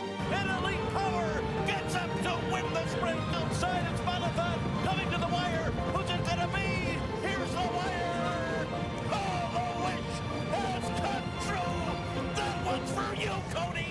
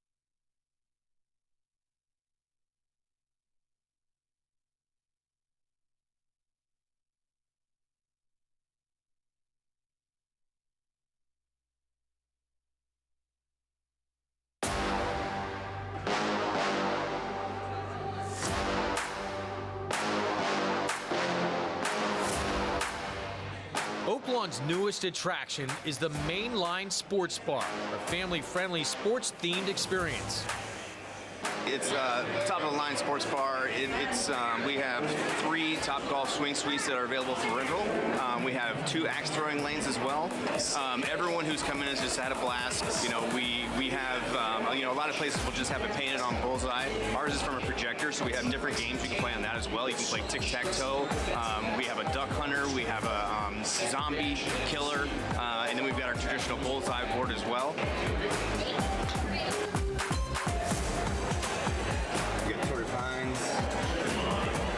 I'm a big fan of the golf. I've never had the opportunity to play at Pebble Beach, so here we have a simulated Pebble Beach. It's the exact course. So it's an amazing experience to be able to come and do that here in Hot Springs.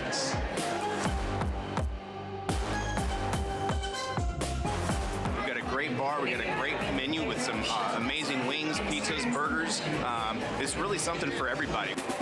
Obviously watching football on a Sunday, and then with all the things coming up, March Madness. You can watch your favorite game or race on one of over 90 large screen TVs and wager in the all-new sportsbook area.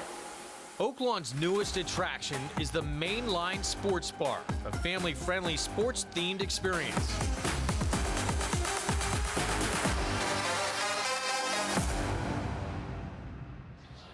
We already feel like we're missing out not being there. All right, Paulie, did you bring the sticks to play some golf? You're going zombie killer.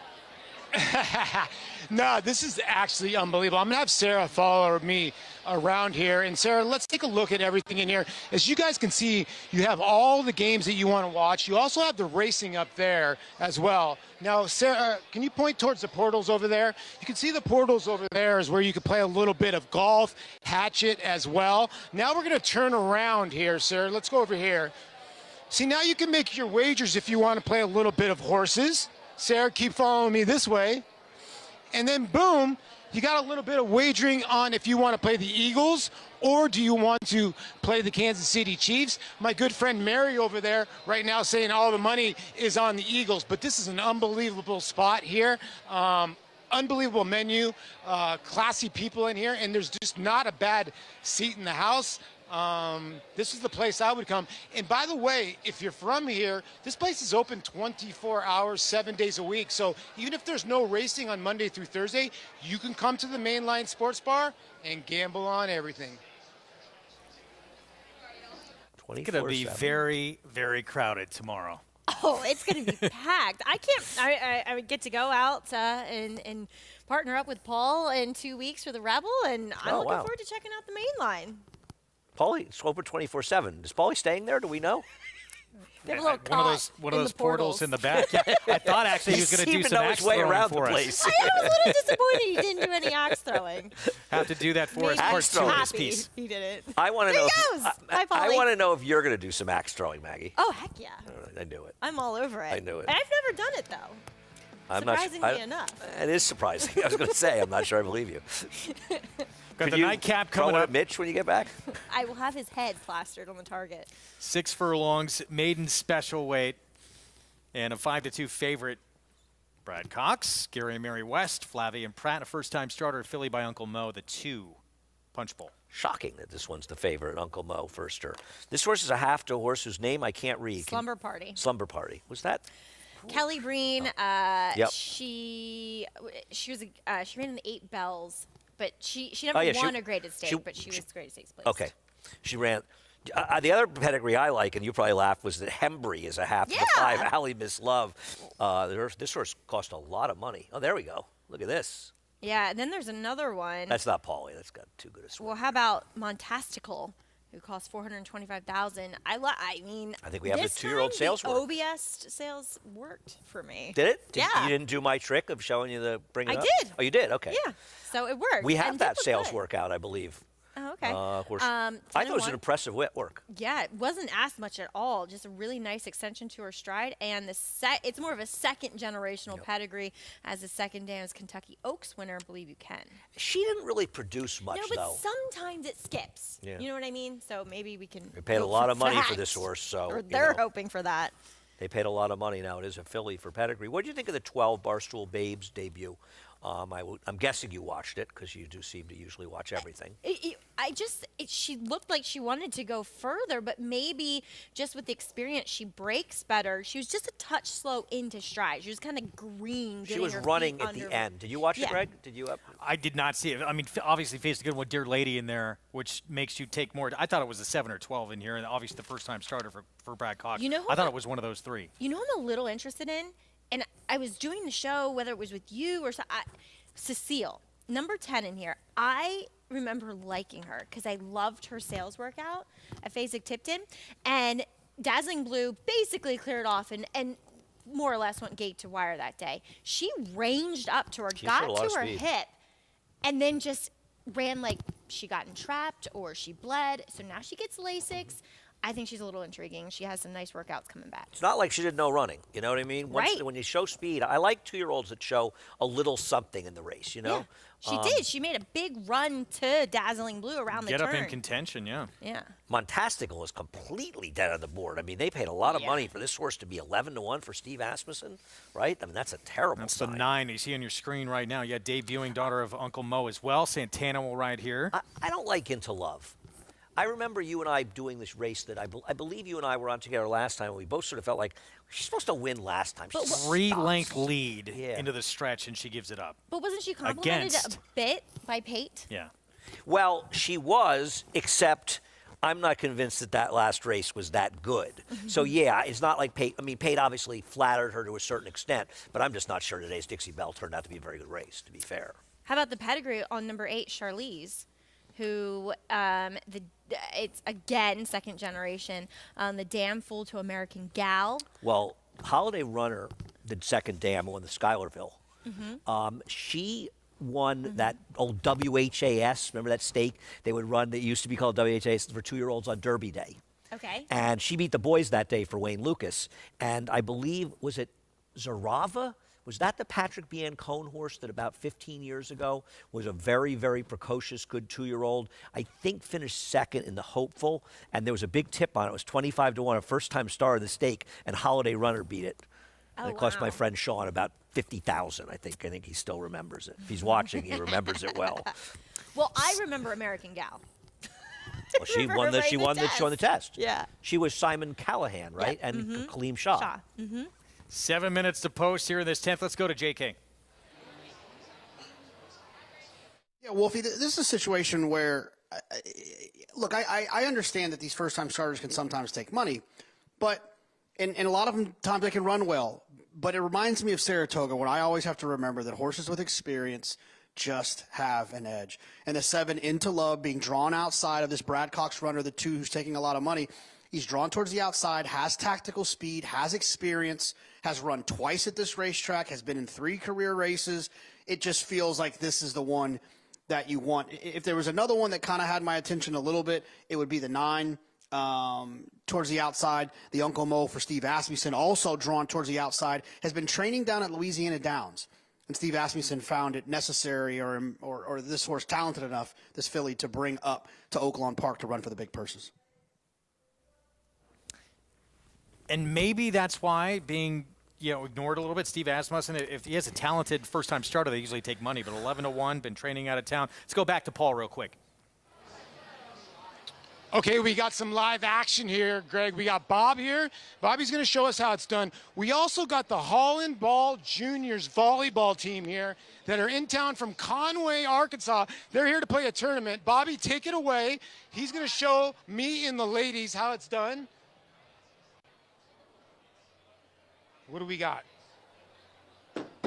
Oh, my goodness.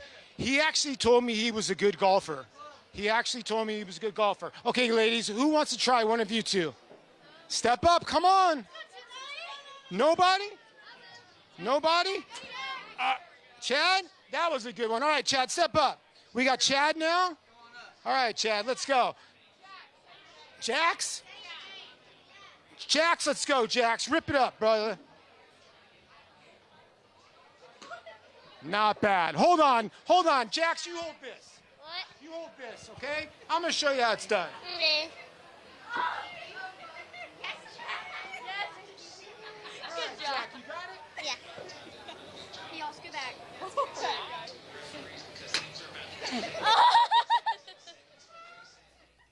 He topped it. Paulie's big moment. PGAs. He just beat up. Paulie just beat up on the little kid. He's having a big day. Maybe he can take out one of the women, too. To be fair, he was rushed. He was trying to impress the volleyball team, for sure. No doubt about that. Post parade, first person lost the club. I'm not saying anything. I top out at mini golf. That actually has happened to me at a driver's range, so I can't say anything. All right, we're going to kick things off with a big long shot here. First-time starter, Exponential Star. Yeah, half the 7 horses did very little running. What? One that was okay. Favorite for Brad Cox. Here's the first-time starter, Punch Bowl. Yeah, I was going to say I have to a couple decent Maryland breds, but Punch Bowl is your heavy favorite. I think it's the power of connections here, plus a decent pedigree being that have to slumber party and a daughter of Uncle Mo. Oh, Maggie's mad the one's of Maryland bred. Yeah, Another first-time starter, the 3 Sacred Wish. Not a lot I could find in the pedigree. This one sold the 2-year-old sale for $50,000. I did not watch the work. Larry Jones has the Speedster, the 7. He also has the 4 debuting. Yeah, I'm So Funny, daughter of Practical Joke. The dam was a decent Iowa bred, but has not produced. This is her first full to run, I should say. Allie Miss Love, Rudolph Brissett. Paid a lot of money for this horse. I have to. Hembry, who's a good turf horse, and 4 horses that did no running. Mike Maker, first-time starter at a big price. Why is this horse at Oaklawn? She's a small-town girl. Oscar Performance. Mike Maker's known for turf. He has a lot of divisions. Oaklawn has no turf. Here's the Speedster, beat by Pate last time out. We saw win the stake. Maybe this horse will just keep going, but I'm not a fan. I should have gotten it done last time. Talked about a pedigree here with Charlize. Yeah, you wonder with Curlin on top, does she want a little bit more ground? We'll see. It has a nice work tab heading into here. Steve Asmus, a first-timer at 901, Montastical. Taking a little money now. It's probably a bad sign this horse was training at Louisiana Downs. Cecile, Tyler Bays. Lindsay Schultz sending this one out. I like this horse. This would be my selection. Unsung Melody, 27-1, Florent Giroux. Yeah, I'm not going to take this horse coming in from Fairgrounds.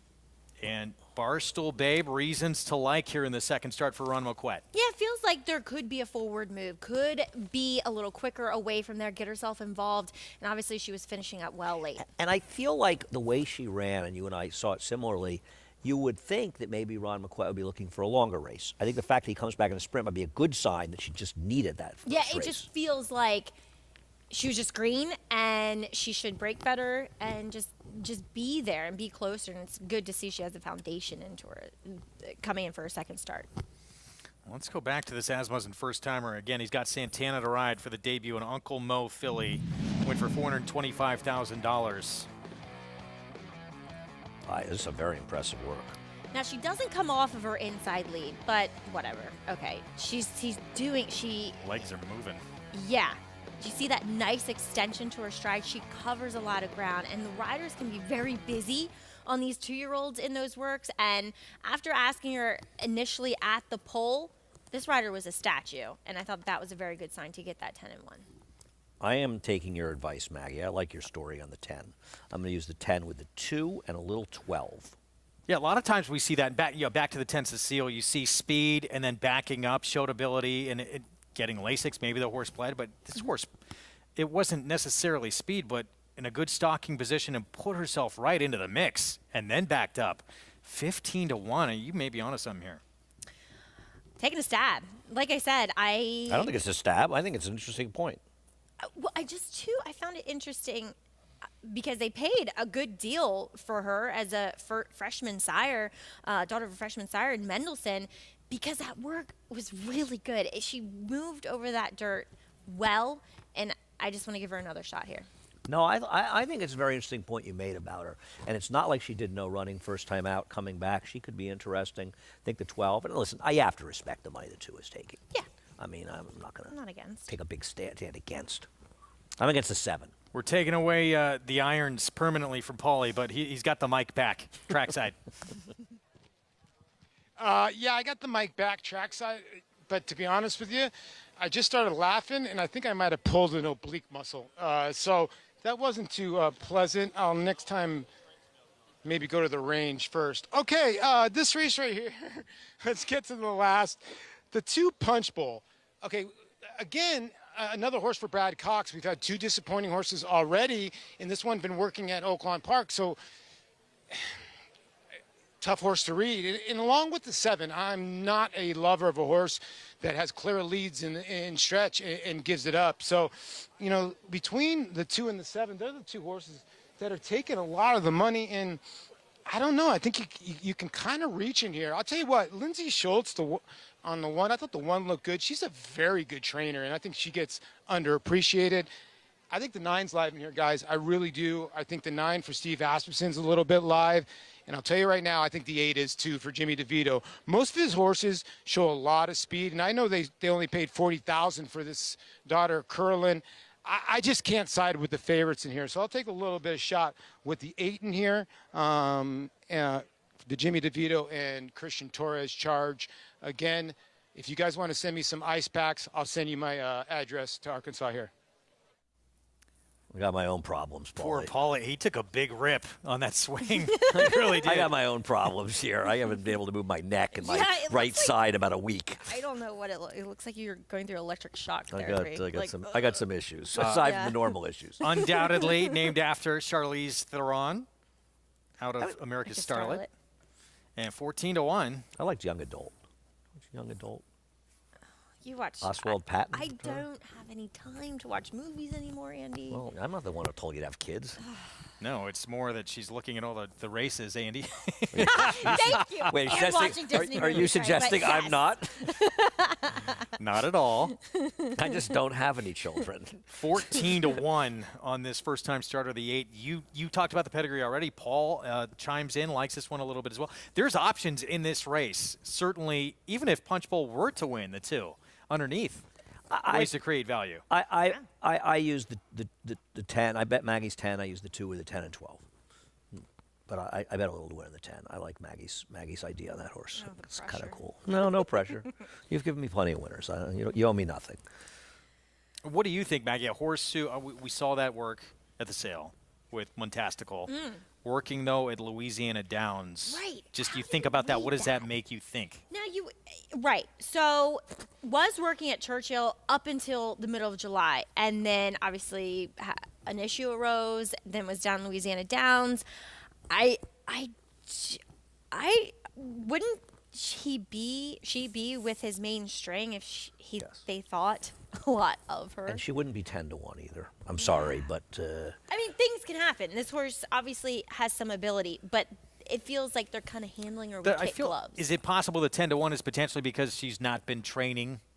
Sure. Here. I totally get that. But it's a Steve Asmussen $400,000 2-year-old purchase that worked well at the sale, that was bad enough down at Louisiana Downs. And it's just, the thing about Steve is, if you look at their 2-year-olds, they don't appear to be trying to cash bets.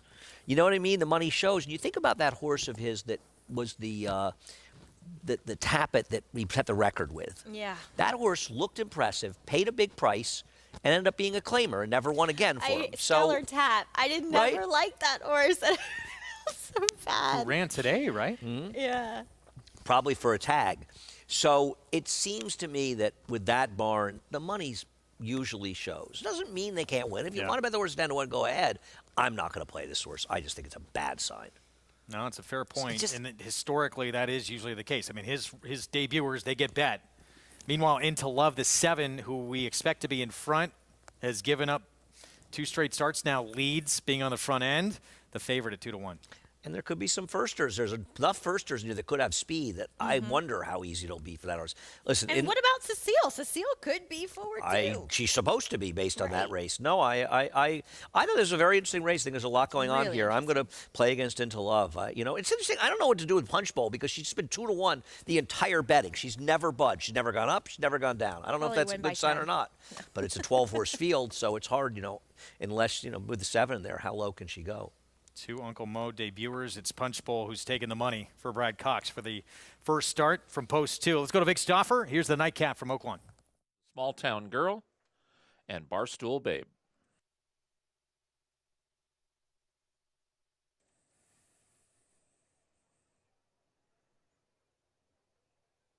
They're at the post.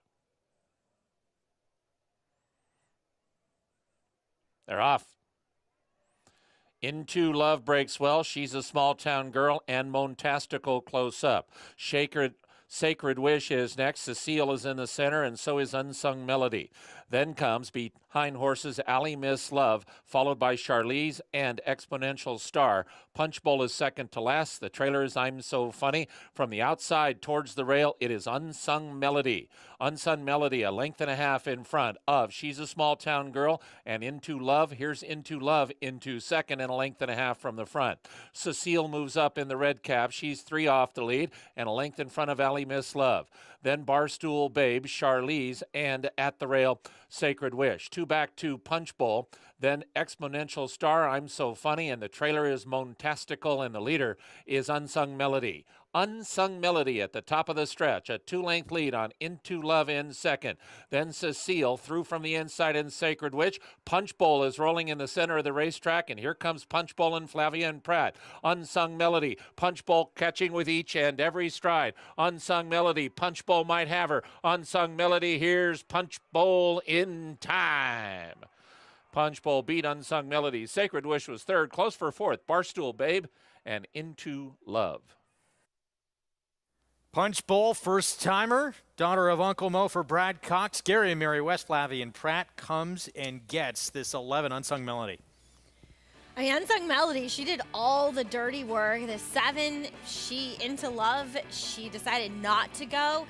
And Unsung Melody looked to get very brave out in the front end, but like a freight train, Punch Bowl delivers the last blow. And this is a good-looking debut, I thought. Yeah, no, she made a huge run, and nobody else picked up any ground whatsoever in this race. I want to give your 10 one more chance, Maggie. I know she faded at the end, but I thought she was tentatively ridden, and I wonder if she's a horse that just wants to be forward, and they were too afraid to be forward with her. Should have ridden her like they rode the 11, and, you know, second off a layoff on a dry track. Let's give your horse one more chance going forward. I so appreciate you supporting me.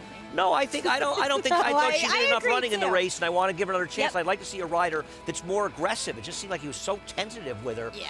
And, you know, the only thing we definitely got right here was we'd won Into Love. One of the logicals on top, underneath, 35-1, 33-1 for the trifecta, 2-11-3. Punch Bowl wins it first asking for Brad Cox. Well, the prices when we come back.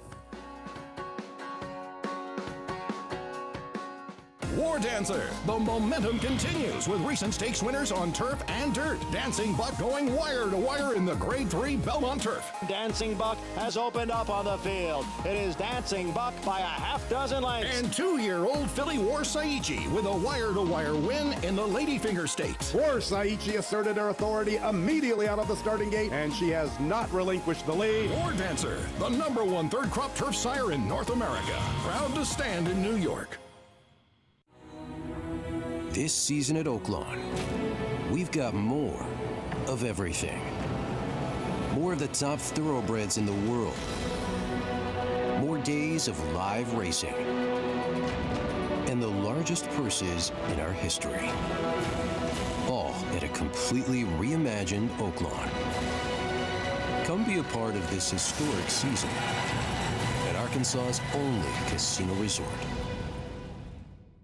RaceLens is the most in-depth product in horse racing, with unique features found nowhere else. True odds, predictive analysis, and pace projection. RaceLens. It will change the way you follow horse racing and take your game to the next level.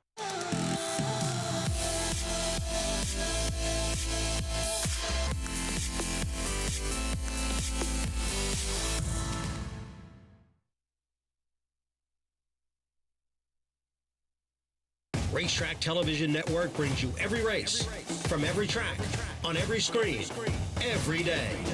With monthly packages starting as low as $5, RTN gives you great value and access to more live HD streaming and race replays than anyone. Visit RTN.tv today to sign up and watch on almost any device, including Roku and Amazon Fire.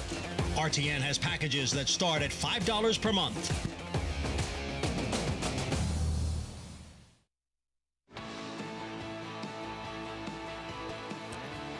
We're back on America's Day of the Races on our FS1 coverage. It's brought to you in part by America's Best Racing. For the love of the race, visit americasbestracing.net today. First time starter for Brad Cox in her debut. She goes faster than the winner went in the stake in the Dixie Bell. It was a good-looking score. She didn't have much early speed, but it didn't matter at all. And, you know, kind of relatively speaking, the race more or less held together pace-wise, and she just looked as though she was in a race of her own, Greg, as she barreled down the middle of the racetrack. Yeah, it's a nice performance by her, and as Greg pointed out, a fast race as well. Closing with authority there in the debut, and then two tough ones to find. Unsung Melody, Sacred Wish results in a trifecta I'm sure was big. I missed it. Yeah, me too. I did a lot of missing. So Punch Bowl, $6.80 for the win, $2. Wow. 3,000 plus. 50 cents, $753 for that try. Thought you could create some value in here. Just you said it. Punch Bowl all. It helps to have the right horses. Yeah,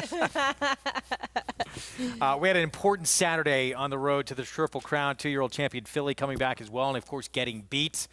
First things first, though, in the Withers here in New York. Arctic Arrogance, Hit Show.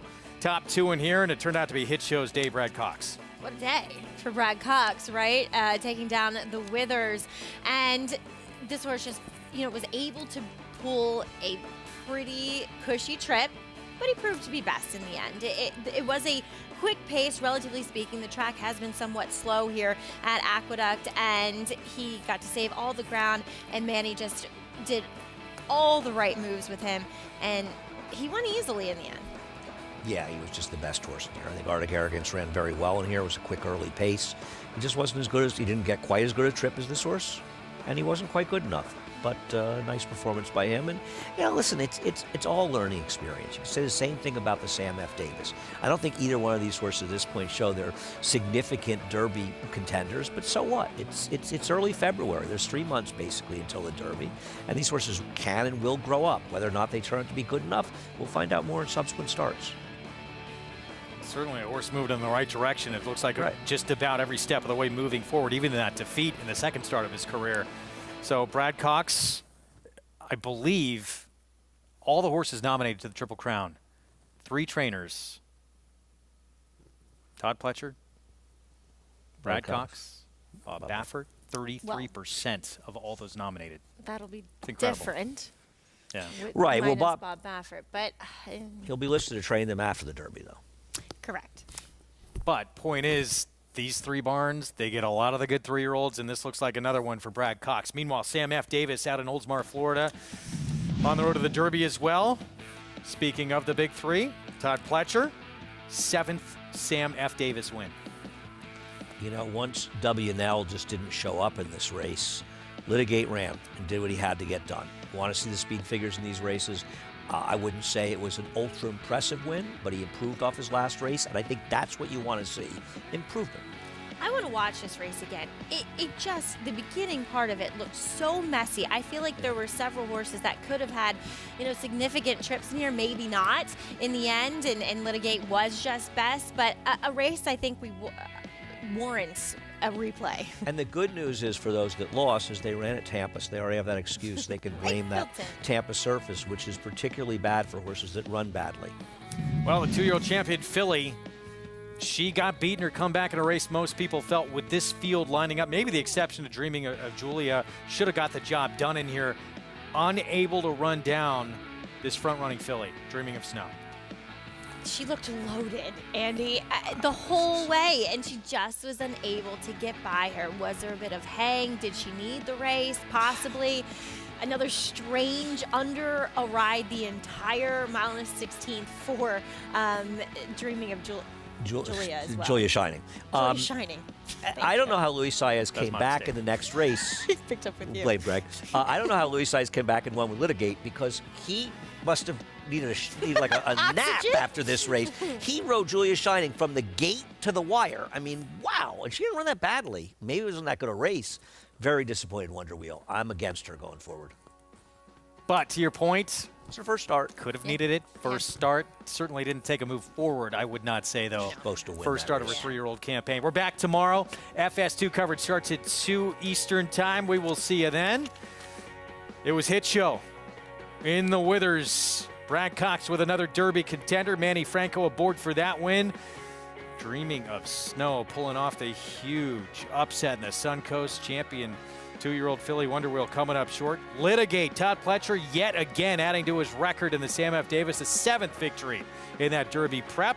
And the Dixie Bell, Classy Bridget. We'll see you tomorrow.